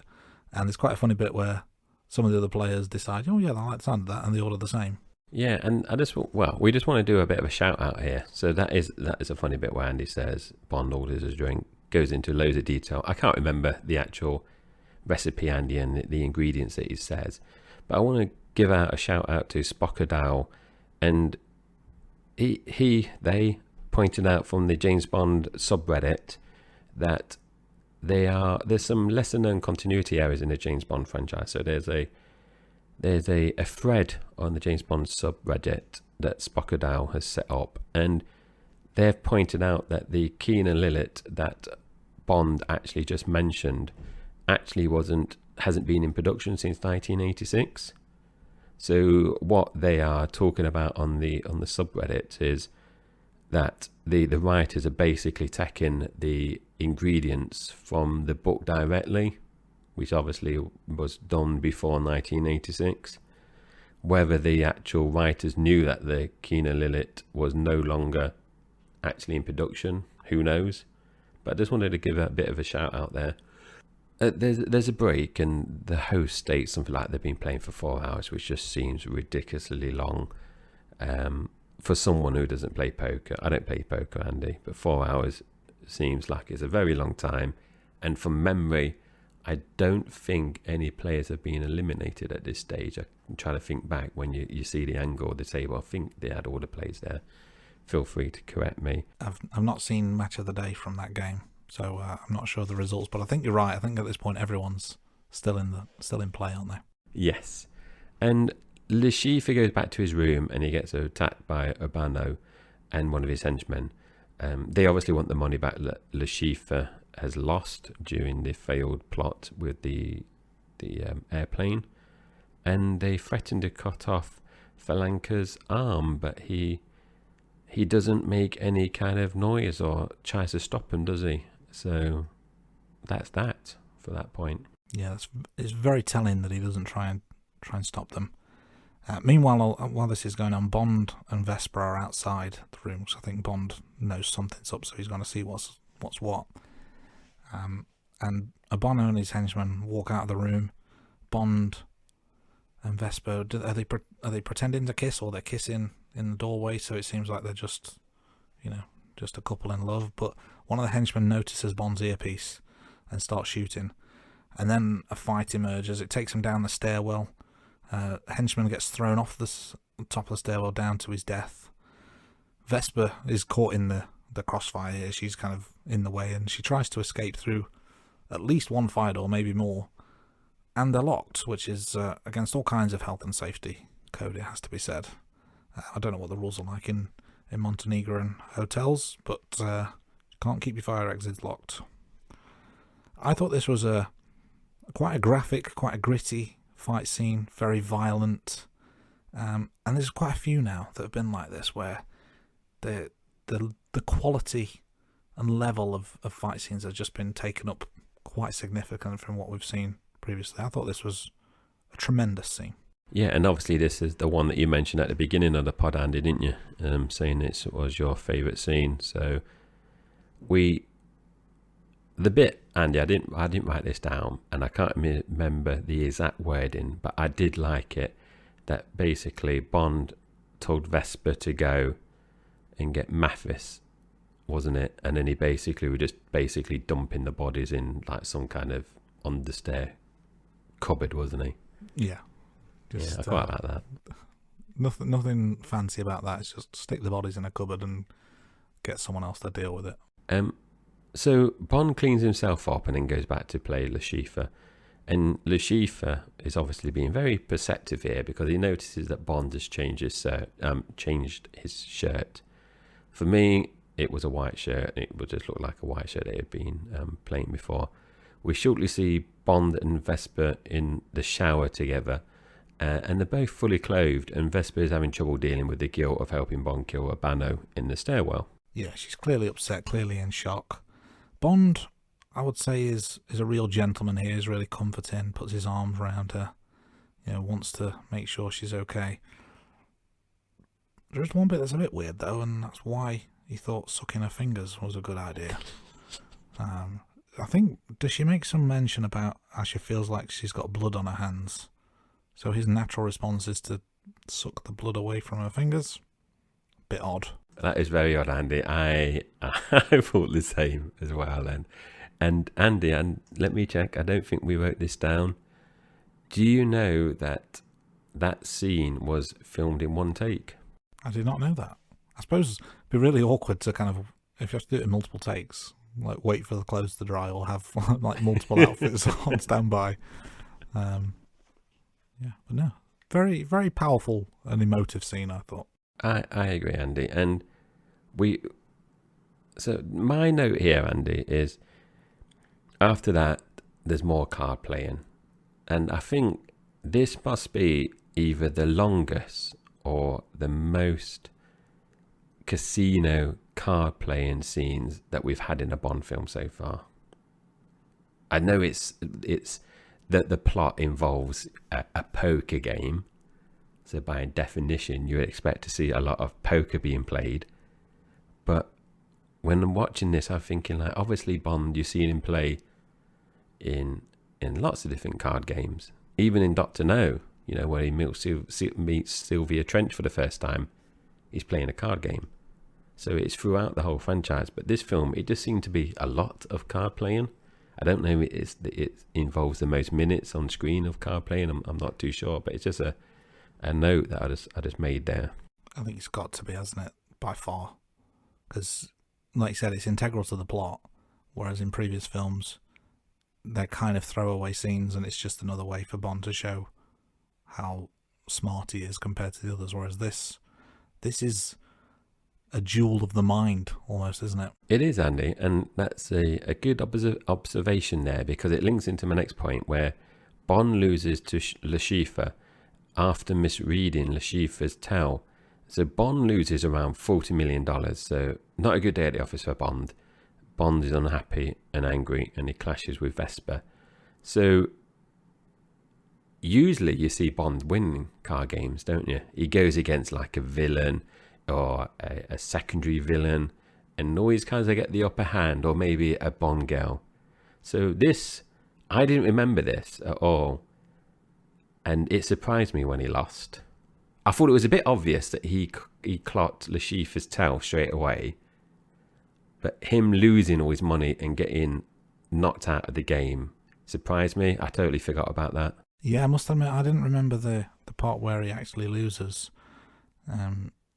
I think it does help with the narrative in that it shows Bond has an arrogant side, and he's still inexperienced. Maybe he's not the grizzled 00 veteran that he would later become. So he is still prone to making mistakes, and it shows kind of a vulnerable side, would you say, or certainly the lack of maturity in how he initially goes to respond to it. I think it's quite eye-opening in terms of the character development, if nothing else. Yeah, he's obviously a double agent, so he's got experience. But for me, you could tell he's still learning, and every day is like a school day. I don't know if you say he's inexperienced, but he's still he's at the beginning of his career. So I think, like you said, it's quite good in terms of the character development, seeing him lose. Yeah, he's not happy at this point. So he goes back to the bar, orders a drink. He asks for a martini, I believe, and the bartender asks, shaken or stirred, and Bond shoots back, does it look like I give a damn? Which I really enjoyed that as a throwback to the famous shaken not stirred line. So, it's still there as a callback, but this Bond is going to do things a little bit differently. And not long after this is where we formally meet Felix Leiter. Felix is actually one of the card players. We see him around the table, but he's unknown to us at this point. But he introduces himself to Bond. He says to Bond he'll give him the $5 million buyback so that he can get back in the game, as long as the CIA get Le Chiffre afterwards. And it's a good thing he did at this point, because Bond had a knife in his hand and he was about to do something quite irrational, but Leiter is the one that kind of talks him down. And in this film, Felix Leiter is played by Jeffrey Wright, who is the 7th different actor to play Felix Leiter. Yeah, Andy, I don't think even it's a proper knife, is it? I think it's like a knife that you eat with, isn't it? He's picked it up. Was it from some kind of tray or serving plate, wasn't it? It is, yeah. It's I don't think it's a butter knife. No, it's not a butter knife. Great lines, Jinx. Is it a steak knife, or is it even a steak knife? I don't know if it's even that sharp. I don't know if it's just a knife that you have in your everyday cutlery drawer. So he's clearly not thinking straight. Yeah, like you said, he's very irrational. So later on, Valenka poisons Bond's martini. Now, Bond goes to his car and he's distressed and communicating with a medical specialist at MI6 headquarters. He's about to use the defib and he sees the connection isn't plugged in and passes out, and Vesper happens to arrive, fixes the defib kit and shocks him back to life. Now, the wife here, so there's two things from this scene, Andy. The wife commented on how did Valenka know which glass to spike, because I think from memory there were either 2 or 3 glasses on the tray. And also the other one, and this is what my son said, he's seen this scene already on social media. So before we started watching Casino Royale, I said, let me tell you a little bit about James Bond. He's a spy, he works for the government. And you were like, Dad, I don't care, I know, blah blah blah. I remember I've seen something about where he shocks himself because he got poisoned. And I'm like, what do you mean? There's a bit there. So I totally forgot about this bit, but he's seen it on some kind of meme or something on social media. So that surprised me. Do you have a comment on the glass spiking? Definitely multiple glasses on the tray. I'm not sure if it was 2 or 3, but you would have to know which one was which. Unless they were different drinks. But they didn't look to be. They looked to be the same drink multiple times. But yeah, the only way I would explain that away is if they are different drinks orders and she knows who ordered what. So I can get by that, but on first glance I had the same thought. Like, how do they know which one's which? And Andy, another question which I haven't wrote down on our show notes. So far, I don't know what minute we're in terms of the film, but Daniel Craig's Bond seems to drink a lot compared to the other Bonds. I don't know if you've noticed that. He seems to have had quite a few martinis already in his debut. Definitely a heavy drinker. I think Brosnan had a scene or two where he's having a drink in his hotel. Maybe he's got a vodka bottle or something like. But they're just kind of one-off scenes, whereas, yeah, every chance he gets, Daniel Craig's Bond is pounding them down, isn't he? Yeah, that's the bit where Paris comes into Brosnan's room, isn't it? Paris Carver. Yes, that's the scene I'm thinking of, yeah. Thanks for reminding me. Memory's not so bad after all, it seems. So, back to the poker game, Le Chiffre takes out Felix, but then Bond returns, which surprises Le Chiffre, and he says something about how it nearly killed him, and we see that there are only 4 players left. As the game progresses, all 4 players decide to go all in. Now bear in mind there's $150 million in the pot, so whoever wins this takes everything, and Bond ends up winning with a straight flush. So, Andy, do you know how to play poker? I have played poker exactly 3 times in my adult life, and I needed a crib sheet to understand which hands were which. But what I will say is my total career winnings in poker was paid in £15, won £30. So it was quite a good record across those 3 games. It's not quite the 150 million that Bond and Le Chiffre are playing for here, but £30 is a respectable effort for a novice. You've doubled your, what you started with, Andy. Respectable. So what my question was, there were 4 players. The 2 characters that had smaller pots ended up putting all in, which were obviously significantly less than what Le Chiffre had and Bond. So my question is, if they won, do they still get Bond and Le Chiffre's money, even though that Bond and Le Chiffre had loads more money that they put in the pot? If that makes sense?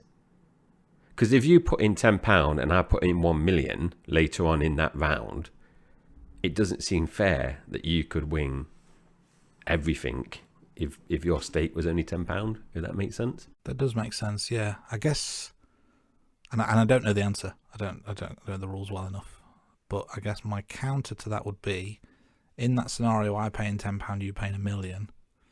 If I win, take my £10 back and then take £10 from the pot as my winnings, which match what I put in, where does the rest of the money go? Does that just go back to you and we carry on playing?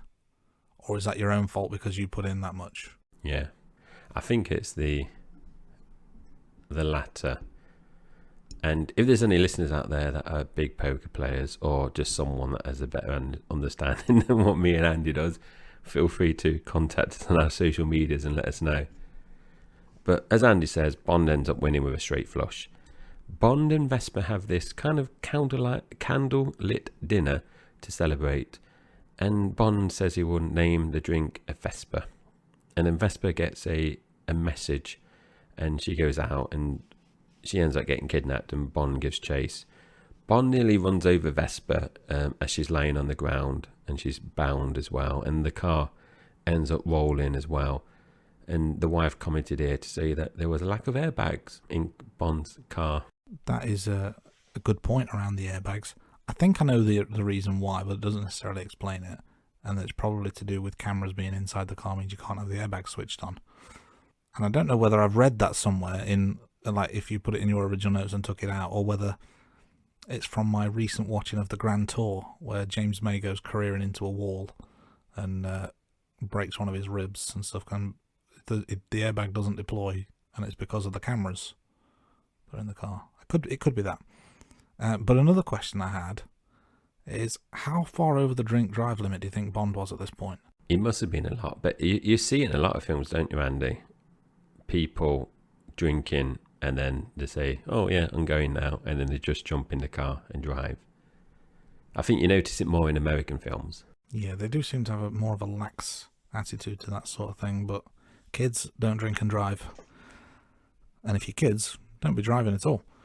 Another question I have in this scene as well is, so Bond crashes the car, he gets dragged out by the henchmen, and they know about the chip in his arm. Now, how would they know that? I'm not sure I can explain. They don't have a Miranda Frost, do they? Like Gustav Graves does. No, they don't. So there's no alluding to some kind of mole in MI6. So when I saw your comment there, Andy, I think that is an interesting question, and I don't know, because I was just thinking, if you did your basic research on a spy, so Le Chiffre knows it's James Bond, but James Bond has only just got that fitted when he was in the Bahamas, so it's only recently happened within the last 24, 48 hours. So his research is very up to date. Maybe a bit of a plot hole there, but we'll move on anyway, because what this leads to is the infamous naked torture scene. So Le Chiffre cuts the hole out of a chair and bottomless, and then he's there, strips Bond naked, sits him in the chair, and Le Chiffre has this huge rope that's knotted at the end, and he's whipping him from underneath, and it's makes my eyes water just watching it. So Lord knows what it must feel like to be on the end of it. Bond is quite funny in this scene. He's not giving the information that Le Chiffre needs, and then he starts hysterically laughing and says, "Now the whole world will know you died scratching my balls." And things are just about to get a lot worse when Mr. White comes in and kills Le Chiffre. That surprised me, Andy, because I totally forgot about Le Chiffre dying via Mr. White. So that surprised me when that happened. I also wonder whether Daniel Craig or Mads Mikkelsen was a method acting in any of that. They have to do the real rope and knot in that scene. I hope not, for Craig's sake at the very least. When that happened, Andy, you said about making your eyes water. I did find myself crossing my legs a few times. It's one of those things I think most men find a bit difficult to watch, isn't it, when anything involving that area? Yeah, just leave it alone. Punch in the face is fine, but don't go downstairs. So Bond wakes up in a hospital, and you see Bond is recovering, and he's talking to Mathis. And then Mathis is actually tased and taken away by MI6 agents. They actually think he was working for Le Chiffre. And the interesting fact here that I didn't write down, and I only read this not too long before we came on a podcast. One of the agents that escorted Mathis away from that scene was Daniel Craig's stunt double. There we go. It's almost like you've got two Bonds in the same film. So Bond wakes up to Vesper, and the banker arrives, and Bond tells Vesper that the password is Vesper, and she gets a bit emotional for some reason. And Bond and Vesper share a nice moment. This bit, Andy, was when I was starting to not remember, but I was getting a bit suspicious of Vesper, because I didn't remember the her bit of the storyline that's coming up. Yeah, so I've made a note a little bit later on, but I think this was the first indicator to me that maybe something's not quite legit here. Because you don't start getting tearful if you say, "I've used your name as a password." If I go and tell the wife that, "Oh, wife, I've used your name as a password," she's not going to shed any tears, Andy. She'd be like, roll her eyes, whatever. What do you want me to do with that information? Whereas Vesper, when Bond tells her that, she does get a bit emotional. Yeah, the plot is certainly starting to thicken at this point. And we have another scene of Craig in some trunks while we're at the beach. Bit of eye candy for the ladies there. Or gentlemen out there, of course. Then we move on to Venice. Bond sends M his letter of resignation. So he's done the one mission and the one film for Daniel Craig.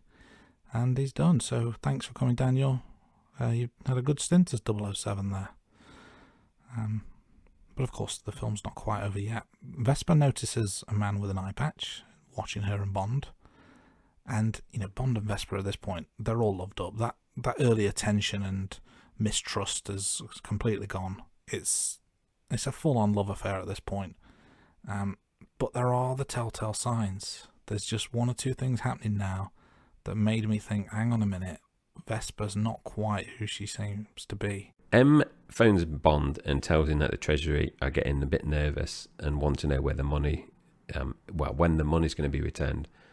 So Bond then starts becoming suspicious of Vesper. So Andy's on this already, Andy's ahead of Bond at this point in terms of knowing that Vesper's showing a bit suspicious here, a bit sus. And he goes to the bank and follows Vesper. Now, there's a shootout here, and Bond chases Vesper and the villains, and that the building that they're in is sinking as well. Bond kills someone with a nail gun, and I think that must be the first time in the franchise that there's a nail gun death, I think. It's the first one I remember, but I'll give you a couple of little notes here. Firstly, the note that I made was just nailed him, which I'm quite proud of. It's quite a funny note, even if it's just amusing for myself.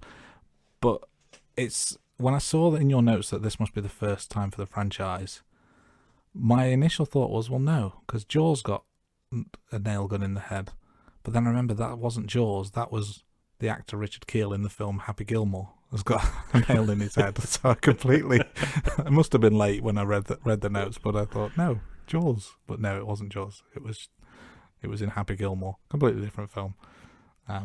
But yes, I tend to agree now that this is probably the first use of a nail gun from Bond.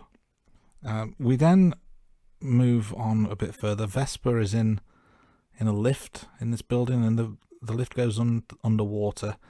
Bond is trying to save her under the water, but she refuses to be saved, and she removes the key from the lock, and she ends up drowning. Bond, frantically tries to get into the lift, finally manages to break in, brings her up to the surface, but it's too late. Rest in peace, Vesper. It seemed like she was a traitor all along, working for the baddies. And effectively she killed herself. I don't know whether it was a guilt thing or what, but it was, you could argue that she killed herself rather than Bond being the cause of her death. But it turns out that she actually used the money to pay for Bond's safety. So there's a chink of light in the dark soul of Vesper, it has to be said. And I made another note here. And this is the third film in a row that I've made a note like this. But Bond says, I think he's talking to M, he says, she left her cell phone. That's another Americanism. For any American listeners out there, you're probably thinking, well, yeah, what's wrong with that? In the UK, we don't call them cell phones, we call them mobile phones. So that's 3 films in a row now where an English or British character has used American verbiage. I didn't pick that up, Andy, but when I saw your note, I thought, he's not going to be happy there, because obviously I remembered what he said in the last pod in Die Another Day. So that's a good pickup, Andy. And I agree, Andy. I think Vesper basically ended up committing suicide by taking the key out, and I think it was to do with the guilt. So the closing scene happens on Lake Como. The end scene ends up in Lake Como, and we see Mr. White arrive at a fancy estate. He takes a phone call and someone tells him they need to talk. Mr. White is suddenly shot in the leg, and then we see Bond all suited and booted with a gun, and then Bond drops the James Bond line, and the film finishes. I think that's a very good ending to the film. It is. I thought it was brilliant. And what it does, of course, is it almost acts as a to be continued. And we'll get into this, I'm sure, in future episodes, but I think this is the first time where the storyline continues over from one film to another. Now, we've got recurring characters. We've got the likes of Spectre. We've got the likes of Blofeld appearing in multiple films, and obviously the Bond character himself and his allies in Q and M, etc.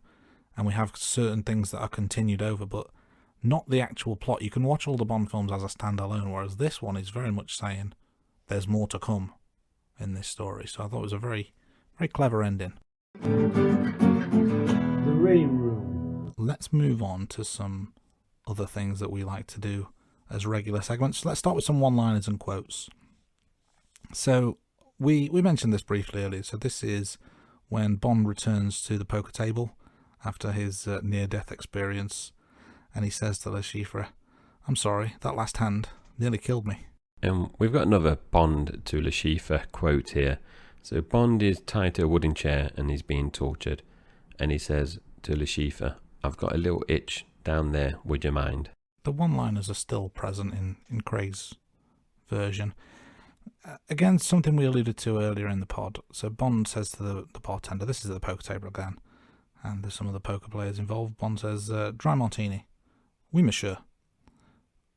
To which Bond replies, wait, 3 measures of Gordon's, 1 of vodka, half a measure of Quina Lillet, shake it over ice, and add a thin slice of lemon peel. Bartender says, yes, sir.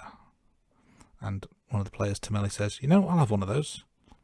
Infante, so will I. Bartender, certainly. Felix Leiter, my friend, bring me one as well. Keep the fruit. The Schiefer is obviously very annoyed at this point. He says, that's it? Anyone want to play poker now? And Felix Leiter ends with a little mutter under his breath. Someone's in a hurry. So this one's Bond to Le Schiefer. So Le Schiefer is come back to the poker table, and so is Bond. And Le Schiefer says to Bond, you've changed your shirt, Mr. Bond. I hope our little game isn't causing you to perspire. And then James Bond shoots back, a little, but I won't consider myself to be in trouble until I start weeping blood. So I thought that was a little nice interaction there. Yeah, Bond's got the witty comebacks and the one-liners. They've not gone away. They're just delivered a little bit differently these days. Let's move on to another feature of our pod, and that is the book versus movie. So there's a few things we've called out here as slight differences. The casino in the book is actually in France, whereas in the movie the casino is in Montenegro. So a location difference there. And the next one is Le Schiefer funds various Soviet Union activities in the book as it's set during the 50s. In the film he works and funds terrorism. Yes, that brings that more up to date. And the final point is around Vesper and her demise. So we talked about how she died just a few minutes ago in the lift. But in the book she actually commits suicide in a hotel room. So that's a bit of a downer to end that section of the pod. Let's lighten the mood a little bit with a joke. What do you say, Jay? Do you want to hear one of my world famous, infamous, you might now say, James Bond jokes? I want to listen to one of your infamous jokes. Strap yourself in. What do you call a James Bond film about a calculator? What do you call a James Bond film about a calculator? Casio Royale.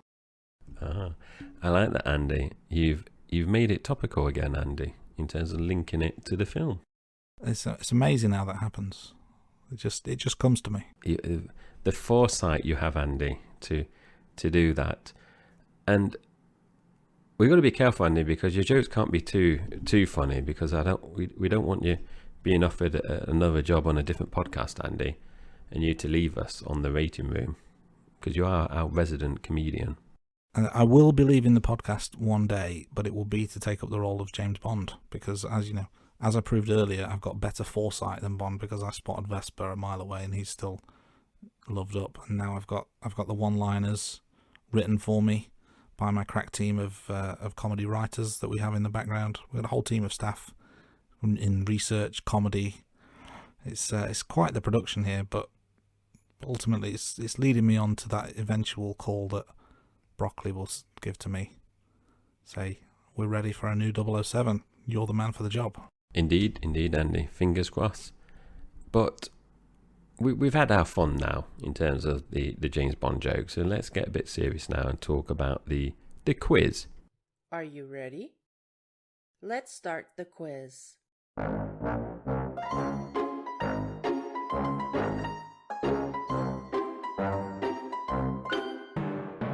As our regular listeners know, you know the format of this now, but let me just kind of go through this again for any new listeners out there. So this is the section where I'm going to throw 4 statements at Andy, and he's going to guess which 2 are correct and which 2 are incorrect. So Andy, are you ready? I am ready. Let's do this. So the first statement: Casino Royale is the first movie in the franchise where it rains. The second statement: the man sleeping next to Dame Judi Dench was played by Dench's then husband, Michael Williams. The third statement: The scene where Bond rolls the Aston Martin to avoid Vesper broke the Guinness World Record for most car rolls. The record still stands today. And the last statement. Scarlett Johansson was originally cast to play Vesper, but she had to pull out due to filming delays on The Prestige, which meant the producers would have to delay the Casino Royale shoot by 2 months. So before Andy answers which 2 are correct and which ones are incorrect, listeners, feel free to be playing at home. Let's see how you get on. How do you compare to Andy? So Andy, are you ready to state which ones you think are incorrect or correct? Yeah, this is a good selection again you've gone for. Straight away though, I'm going to go to statement 3 around the number of car rolls being a Guinness World Record. Something in my mind tells me that is true, because I think I have read or seen a documentary or something about that very fact, and I think it must have been a documentary, because I seem to remember seeing how it was done as well, with kind of like a lever fitted to the underneath of the car, and there's some sort of remote control where it triggers and it forces the lever down to kind of push the car into the ground, which then causes the car to flip. And it wasn't necessarily intended to roll that many times. That was just what happened as a result of. They just knew that it would flip the car. So I think, if memory serves me correctly, I think that's what happened, and it was just a happy accident that it rolled so many times and broke the world record. So I'm going to say that's true, and if I'm wrong on that, I'm going to sound like an absolute fool at this point. But I'm going to say that one is true. The other 3 statements are a bit tricky. Now, when you said the first one about being the first film in the franchise where it rains, this is film 21. Seriously, we had no rain. That can't be right, surely. But I'm thinking back, and I cannot remember any scene where it rains. So that's really thrown me. I'm going to say it's false, though. I can't tell you why I think it's false. I just think it's got to be. With this many films we've seen, there's got to have been a little bit of rain somewhere. So I'm going to say statement 1 is false. So I've got statement 1 false, and I've got statement 3 as true. Tricky. I'm going to say that statement 2 is false as well. I don't think that's Judi Dench's husband, real life husband. So therefore, by process of elimination, statement 4 must be true, and Scarlett Johansson was the original pick. So, in summary, I'm going false, false, true, true. So, I can tell you the first statement, Casino Royale is the first movie in the franchise where it rains. So, you got that one wrong.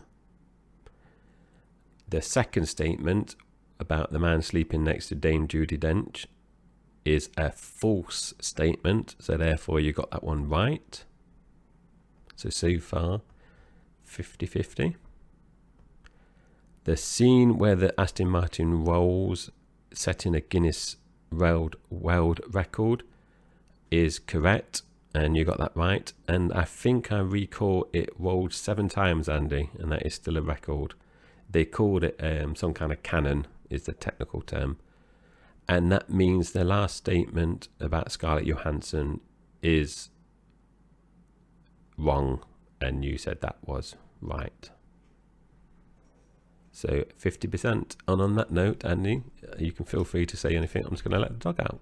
Yeah, I'll fill the time while you do whatever you do with the dog. I could say anything at this point. So Jay's gone away from his laptop. I could be talking absolute garbage, and he has no way to stop me. What I will say, though, in follow-up to Jay's point around the rain, that is a shocking statistic, isn't it? 21 films in before we get a rain scene. Amazing. Jay's now coming back to his laptop. He is completely oblivious to what we've just been talking about between myself and the listeners. But he'll find out soon enough, I'm sure. But I will say, continuing what I was talking to the listeners about, it's amazing to me that it's taken 21 films to get Rain. But I'm also curious if Scarlett Johansson wasn't the original pick, does that mean that Eva Green was, or was there another actress in mind?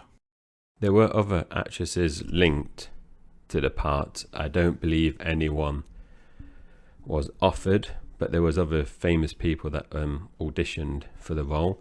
Interestingly, Andy, Eva Green actually got the part 1 week before her first scene.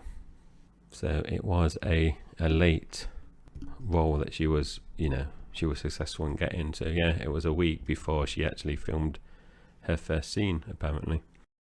That's cutting it quite fine, isn't it? So yeah, another 50% for me. Feels like there's been a few weeks in a row now where that's happened. I need to reboot my quiz brain as well as reboot the film franchise, don't I? The Rain Room. So our next regular section is obviously the ranking. So I'm going to kick us off as usual, and I'm going to talk about the runtimes, kill count, and martini watch. So as Andy mentioned, he alluded to it earlier about Casino Royale. So he mentioned 2 hours 24 minutes, and it is actually the longest film so far. So that is knocking on Her Majesty's Secret Service off the top spot by a whole 2 minutes. So on Her Majesty's Secret Service, 1969 has been the longest running film in terms of runtime, and it's finally beaten by Casino Royale. So I thought that was interesting. We have been documenting the average runtime by actors, but this week, because Daniel Craig has only done one film, I think we can skip over that one for this week, because he's only done one film, so it kind of skews that little statistic. So I'm going to move forward and do kill count. Obviously, I mentioned earlier on in the pod that Daniel Craig's Bond kills 11 people in Casino Royale, and that actually means Casino Royale comes in 12th place, joint 12th place with From Russia With Love. So that's very much just shy of, well, just lower than mid-table actually.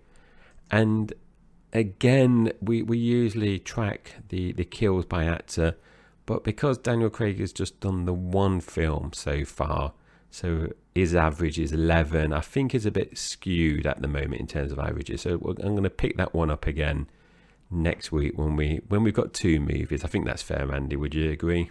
Yeah, we've got to go where the maths takes us. Usually it takes me round and round when it comes to maths. So Andy is our maths genius resident. He's not only the resident comedian, he's also the resident maths whiz. So moving on, me and Andy both mentioned that Daniel Craig and Bond has martinis, numerous martinis, and so he does drink a martini in our martini watch. So over to you, Andy. Of course he has a martini. It wouldn't be a James Bond film without it, would it? It also wouldn't be a James Bond film without the introduction of James Bond. And we mentioned earlier, this was 2 hours 14 minutes, which is by far the longest it has taken to get to that introduction. In fact, it's longer than quite a lot of the Bond films themselves. So that's going to take some beating if you want to take longer than that. So straight in at bottom of the pile, top of the pile, depending on whether you're looking at quickest or shortest, of course. Moving on, we're looking for hat throwing and hat wearing, neither of which we see in Casino Royale.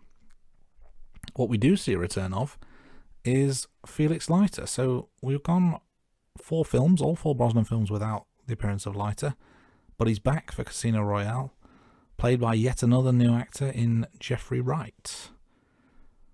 Let's watch this space to see if he appears in any future films. And one more from me before I pass back to Jay is the box office. Jay loves talking about the money.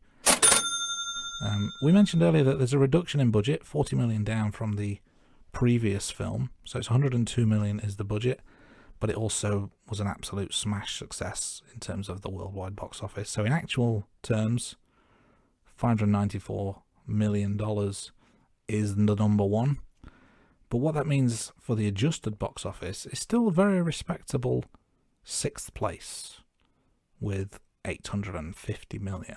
So looking at the adjusted rankings, it's just below Moonraker and just above Diamonds Are Forever. So a very healthy return, has to be said, for Craig's debut. So we're going to move on to Bond girls now, and as Andy mentioned at the top of the pod, there's only 2 Bond girls here, and for me, I think they're both strong, even though Solange has only a few minutes on scene. Well, she has more minutes than, the log cabin girl, private jet hostess, so she's got more minutes there. But I do like her in this, and she has a bit of banter with Bond, so I put her in at 31, so she's just above Andrea Anders from The Man with a Golden Gun, and just below Cara from The Living Daylights. So Vesper now, the woman that made Bond hand in his notice to M for MI6, she must come in high in terms of our ranking. Surely, she managed to convince Bond to jack in his career, as he's just basically signed up to be a 00 agent.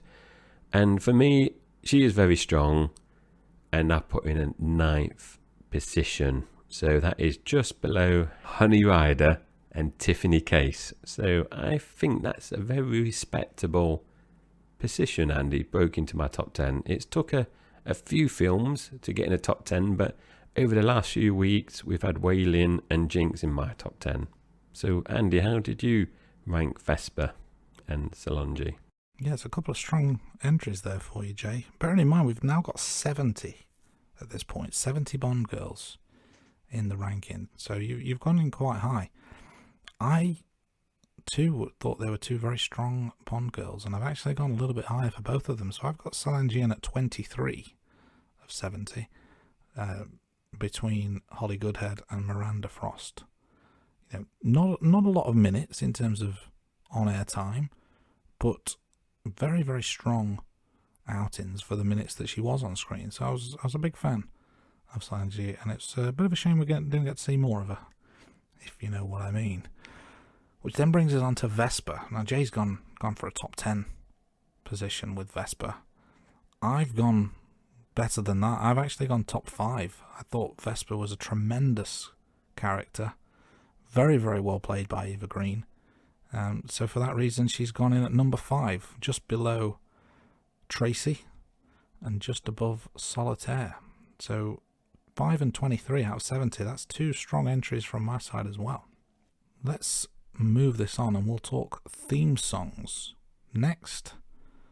So the theme song, as mentioned earlier, is You Know My Name by Chris Cornell. Very different from what we've heard previously. Now last week we talked Madonna was very different, but very different for bad reasons, and it went bottom of the pile. This one I really liked. I thought it fit with the reboot theme, the reimagining of Bond, the bringing it into the 21st century, and a very strong song. So I've put this at number 6, just below Diamonds Are Forever and just above License to Kill. Some of the classics remain near the top, but a strong song in my opinion. So it just falls outside the top 5. What about you, Jay? What did you think of Chris Cornell's effort? I personally didn't like it, Andy, but it's not the weakest song in the franchise for me. But I've put Chris Cornell in at 15. So he is sandwiched between Nobody Does It Better from The Spy Who Loved Me and the Dr. No James Bond theme by Monty Norman and John Barry. I think I've said before, Andy, I prefer the kind of ballads, classic kind of song. So, listeners, look on our website for the rankings. But when you look at my rankings, and I'm just looking at Andy's, I think Andy's is the same as well, very similar. A lot of the films that we've recently ranked or reviewed, the songs appear near the bottom of our tables. Andy has scored this one differently to me. But I think for me, this period of Bond songs have been the weakest in the franchise so far. But for me, Chris Cornell's song is better than the ones that we've had in the the majority of the Pierce Brosnan films. So we do have a bit of a different opinion here, Andy. So moving on, the opening credits. So as we mentioned at the beginning of the pod, we've got Bond appearing in the credits throughout. We've got cards, fight scenes, silhouettes of Bond fighting, various different card decks, with hearts, clubs, diamonds, etc. Bond bullet holes making a 007. And as we mentioned before, no sexy dancing women. For me, I thought it was a weak entry, Andy. It wasn't the worst, so I put it in 13th. So unlucky for some, but I just didn't really think, considering they rebooted the franchise, I didn't think this was that great compared to some of the opening credits we've had in the Brosnan era. I've really liked the Brosnan opening credits, as I've mentioned, in the previous episodes. What about you, Andy? Did you place it higher than 13th? I did go slightly higher than 13th. I put this in at 8, sandwiched between On Her Majesty's Secret Service and License to Kill. I liked the fact that they went a slightly different direction, because obviously they're taking the Bond franchise in a different direction, but I don't think they went far enough with it. If you're going to go brand new, go all out, I think with the song choice, it's unlike any other Bond song. They've definitely taken this in a very radical direction, for better or worse. They've completely overhauled what a typical Bond song sounds like, in my opinion. With the credits, they went a little bit in a different direction, but I didn't think they went far enough. So it was a solid effort, 8 on the list. But like you, I preferred the Brosnan efforts in the most part. In fact, three of my top 6 are Brosnan films. So they've taken a slight step backwards, in my opinion, but I appreciate the effort in going somewhere slightly different with it. Now, next up, this is where things get a bit complicated, because we're on to villains next. Now, we mentioned this at the outset. There are actually 8 different villains to rank. This takes the total up to 79. I was really racking my brain here trying to figure out where they want to go, because I want to do this exercise properly. I don't just want to pick a random number. I want to make sure that I think about this a lot. What it means, though, of course, is that if we want to talk about this, we probably need another 2 hours of podcasting. And I don't know about you, but I think the listeners are probably getting tired of my voice. So I'm gonna rattle through them fairly quickly. What I will say in summary is, of the 79 entries we've got, the 8 that we're putting in today are scattered throughout. So I've kind of got 4 in the bottom half, 4 in the top half. There's not a lot of grouping together, but it's a mixed bag. I don't think there needed to be that many entries. I'll work my way bottom to top. So of the 8, I've got Krat in at 72. I've got Gettler in at 69. Would the film be any worse if they weren't in it? I'm not sure. Jumping up slightly, I've got Malacca in at 50, and I've got Carlos in at 48. Strong outings for both, but not enough screen time to justify any higher, really. So that's the reason that they're kind of 2/3 of the way down. Then we're moving up to Alex in 37th place, so kind of mid-table. Again, a good villain, but not a lot of screen time. Not the main villain of the piece, but a good supporting player. I've gone with Mr. White at 30. Mr. White is an interesting character in this point, in that clearly a villain, clearly pulling the strings, but doesn't really do a lot when you don't see him a lot. But there's enough of intrigue there for me to place him relatively highly. Somewhat Blofeld-esque, I would say, but not quite to that stature. I've then put Stephen Urbano. Let me check my notes. Yeah, sorry. I've then got Stephen Urbano in at 25. I thought he was quite a menacing presence on screen, and although not the main villain of the piece, clearly had some sort of hold over Le Chiffre. even if it was just the fact that Le Chiffre's the one that lost him the money. So there was enough there to kind of put him in the top third of the list. A really strong effort, I thought. And that placed him just below Miranda Frost, incidentally, which then leaves Le Chiffre, the main villain of the film. Very, very well played by Mads Mikkelsen. Very strong entry. For me, just outside the top 10. So I've put him in at number 11. A very, very strong villain for a debut film, I would say. That's my abridged version. I'm sure we can talk more at a later date, but Jay, what did you think of the villains from Casino Royale? Andy, I think you summarised that really well, actually. So I'm going to shoot through mine, and we don't have... I think there's one villain that we've actually placed at exactly the same spot, but otherwise there's only one villain that is in a different slot compared to there's two technically, but we pretty much ranked them very similar. But I think you summarised it really well there, actually, Andy. So I'm going to skim through mine. Krat at 72 and Gettler at 67. Obano at 60. I agree, Andy, very menacing, but he has limited screen time.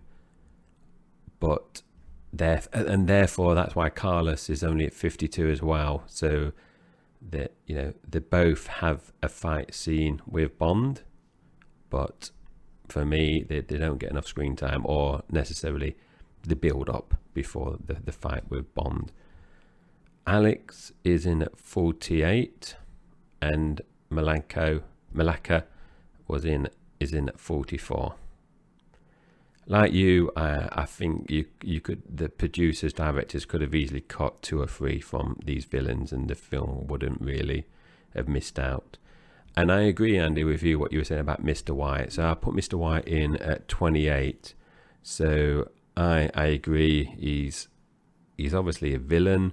He's been teased in this film, so you're going to see more of him in later films. So that's why I put him at 28. Now, Le Chiffre was in at number 11 for you, and I put him in at 18. So for me, he potentially could have been higher, but for the way he died, I think he was dispatched very quickly by Mr. White, and also just before Mr. White dispatched of Le Chiffre was pleading to say basically he'd get the money back. So for me, his kind of the gravitas isn't there for me. He wasn't he is obviously the main villain in this film, but the fact that he showed weakness and he was scared of another villain in Mr. White knocked him down a few spots. Mads Mikkelsen obviously is a brilliant actor, and I think he did really well. But that's why he wasn't higher than me, if that makes sense, Andy, in terms of Le Chiffre. Indeed, good summary there, Jay.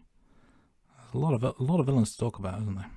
There is, and I agree, Andy. Andy, before we move on, I just want to say, Krat in this film, the bloke that has a skinhead, he doesn't really do anything, but throughout the film, it seemed that he was basically the primary henchman of Le Chiffre. So I was kind of expecting a fight scene between him and Bond at some point, and it never happened. So it's like you could have easily got rid of that character. He's there to look menacing, as opposed to be menacing, isn't he? Yeah. So I was a bit disappointed that he didn't get to shine. No pun there for being bored or anything. So moving on into movies, I've obviously mentioned 8 out of 10. So where does that land? So for me, it goes in at 4th position. We're not having any tied films. So Casino Royale has 8 out of 10, same as On Her Majesty's Secret Service, From Russia With Love, and GoldenEye. So I'll put Casino Royale smack in the middle between From Russia With Love and GoldenEye. Therefore, Goldfinger remains my number 1 at 9 out of 10. It's a very strong film, a very strong opening with Daniel Craig, and when you look at GoldenEye, had the same ranking and Pierce Brosnan opening film, so the producers have really done well, and Martin Campbell as well, the director of both those films. 2 strong entries there, both in my top 5 films so far of the franchise. The only reason it's not higher is the love interest between him and Vesper. The fact that Bond is willing to give up his career after meeting this woman, and at the beginning of the film, he I can't remember the exact words that he uses with M, but he's happy to manipulate women, married women, to get his way, and then he comes across Vesper. They fall in love within, the 2 hours 24 minutes that we have in this film. So for me, I ranked it down because of that. Because on Her Majesty's Secret Service, Andy, which obviously has a love interest, and he obviously gets married, you have those timeout scenes, where you can kind of say it's building that relationship, whereas the Vesper and Bond bit is all happening within a few days, because of losing the money, and Le Chiffre needs to get the money. So it seems to happen, I would say, maybe in a 7-day window. It's, the whole film, and therefore you don't get all that build up. So that's the reason why I didn't score it higher, because I don't want people to have a moan at me, Andy, on social media, because obviously it's a very good film and I'm not scoring it higher. But that's the negative thing for me. What about you, Andy? You obviously gave it a ranking earlier, but where does that rank? Yeah, it's an interesting point you make about the love interest and the comparison with On Her Majesty's Secret Service, which I'll touch on in a moment. But for me, this was slam dunk number 1 best Bond film up to this point. I absolutely loved it. I absolutely loved it at the time, and all these years later, I still absolutely love it. It was a near perfect film for me, and Goldfinger set the standard, remained in the top spot for a long time, but for me, this one edged it, and really, just blew me away when I saw it, and it still holds up today. Going back to your point around the love interest and the speed in which they fall in love, and the what that causes Bond to do, it's a fair point that you have. It's difficult for me to challenge that. What I would say, though, and what makes it different for me, is that with George Lazenby's Bond, he was already established as Bond, and it was a continuation of what Connery had done up to that point. Whereas what I think this does for Craig is, because it is a reboot and we're getting Bond from the beginning, I think this adds that layer of understanding why Bond is the way he is, in that he's had his heart broken, so from now on he's going to have that cold exterior, and he's going to be a bit more mindful. At least that's what I think up to this point. So I quite liked that element of it, the kind of the arrogance at the start. There's no way he's going to fall in love, and he's all about the mission, but then someone breaks down his barriers and breaks his heart, so then it turns him into the cold hard bastard that he becomes. So I thought it worked quite well, but it's interesting how you interpreted it, and certainly one I wouldn't argue with, because I think it's a very valid point you make there. The next topic is how the movie's ranked by actor. Of course, this is Craig's debut, so it's in the number 1 spot for the time being, so we'll discuss that in more detail over the coming weeks as he adds more to his resume. So that brings us on to the last rating, and maybe some people say this is the most important one along with the films. Now, I'm going to go first, and this might surprise people. There is a logic to this, but then some people that are paying attention will come back to me and say, well, you didn't do this for Pierce Brosnan. And I will hold my hands up and say, no, I did not do this for Pierce Brosnan. However, the ranking for me for Daniel Craig, so we've had all 6 actors now, and things might change, as we watch the remaining Daniel Craig films. Potentially he can go up or down depending on where we rank. We're not saying this is the final position for the actor, This is based on the film that we've been introduced and how they perform in the remaining films. So for me, I'll put him in 4th place. Now, he's between Roger Moore and Timothy Dalton. So just to recap the 6 places, now we've got all 6 actors. I've got Sean Connery at number 1, Pierce Brosnan, Roger Moore, Daniel Craig, Timothy Dalton, Jules Lazenby. Now, Andy, my flawed logic is I didn't put Daniel Craig in higher just because he's done 1 film. However, I did put Pierce Brosnan in at number 2 after 1 film. However, I want to see more of Daniel Craig before I'm moving up or down. Like I said earlier at the very beginning of the podcast, I've only seen this film twice and I've only seen the other ones once each. And I don't want to do a disservice to Roger Moore by putting him higher than Roger Moore at this stage. So I'm not saying I'm set in stone in 4th place, but that was my logic. Because I said, Andy, I can't even remember the plots of the other films that are coming up in the next few episodes. So that's why I'm really fuzzy with Daniel Craig at the moment. So I didn't want to base it on, I'm going to put him in, say, higher than, say, Roger Moore, Pierce Brosnan at this stage, just because, we've rewatched them. So Roger Moore, Pierce Brosnan films are really fresh in my mind. So that's the logic there that I'm coming with. So, Andy, so that's my, 4th place, Daniel Craig. What about you? Where did you rank Daniel Craig? Yeah, this was a tough one for me. And this may surprise people, or it may not, but I put him straight in at number 1, which is quite the bold statement after just 1 outing as Bond. And I was torn between, do I go 1 or 2? I think he's already, for me, established himself as a better Bond than Brosnan, so he was always going to be top 2. And he can move down. We're open to that movement into, if the next films and don't live up to the standard of Casino Royale, we can absolutely move him down. But I just thought the way he commanded the screen as Bond, and I think what he did was he showed all sides. It was almost like a best of. He had the Connery elements in terms of the sophistication and the one-liners and the physicality. He had the smoothness of a Roger Moore.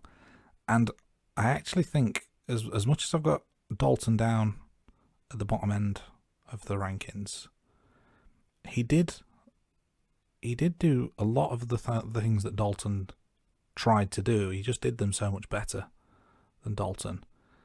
And I think by the end of the film, not only was the film tremendous, it was hard to see anyone else as James Bond. I think he did that good a job in the debut that it was always going to be top 2. And I think back to Connery, like you said, fresh in the memory, fantastic Bond, the quintessential Bond in many ways. But Craig just snatched that mantle from him with 1 fell swoop. So for me, he's already number 1. Whether he stays there remains to be seen, of course. But that brings us to the end of another episode of the Rating Room. It's quite sad, isn't it, to be ending an episode? We always enjoy these weekly conversations that we have. I could do with like a modicum of consolation now, really. What would be another way of saying that? Maybe a quantum of solace, you might say. Which of course you'll hear more about next week. Thanks everyone for listening. We'll see you soon.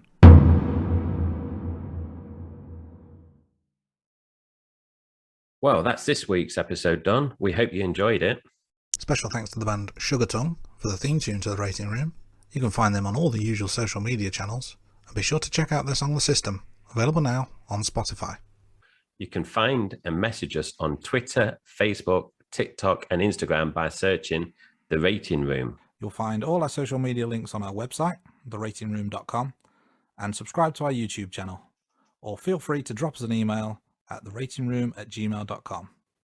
Goodbye, thanks for listening, and we'll see you next week, right here on The Rating Room.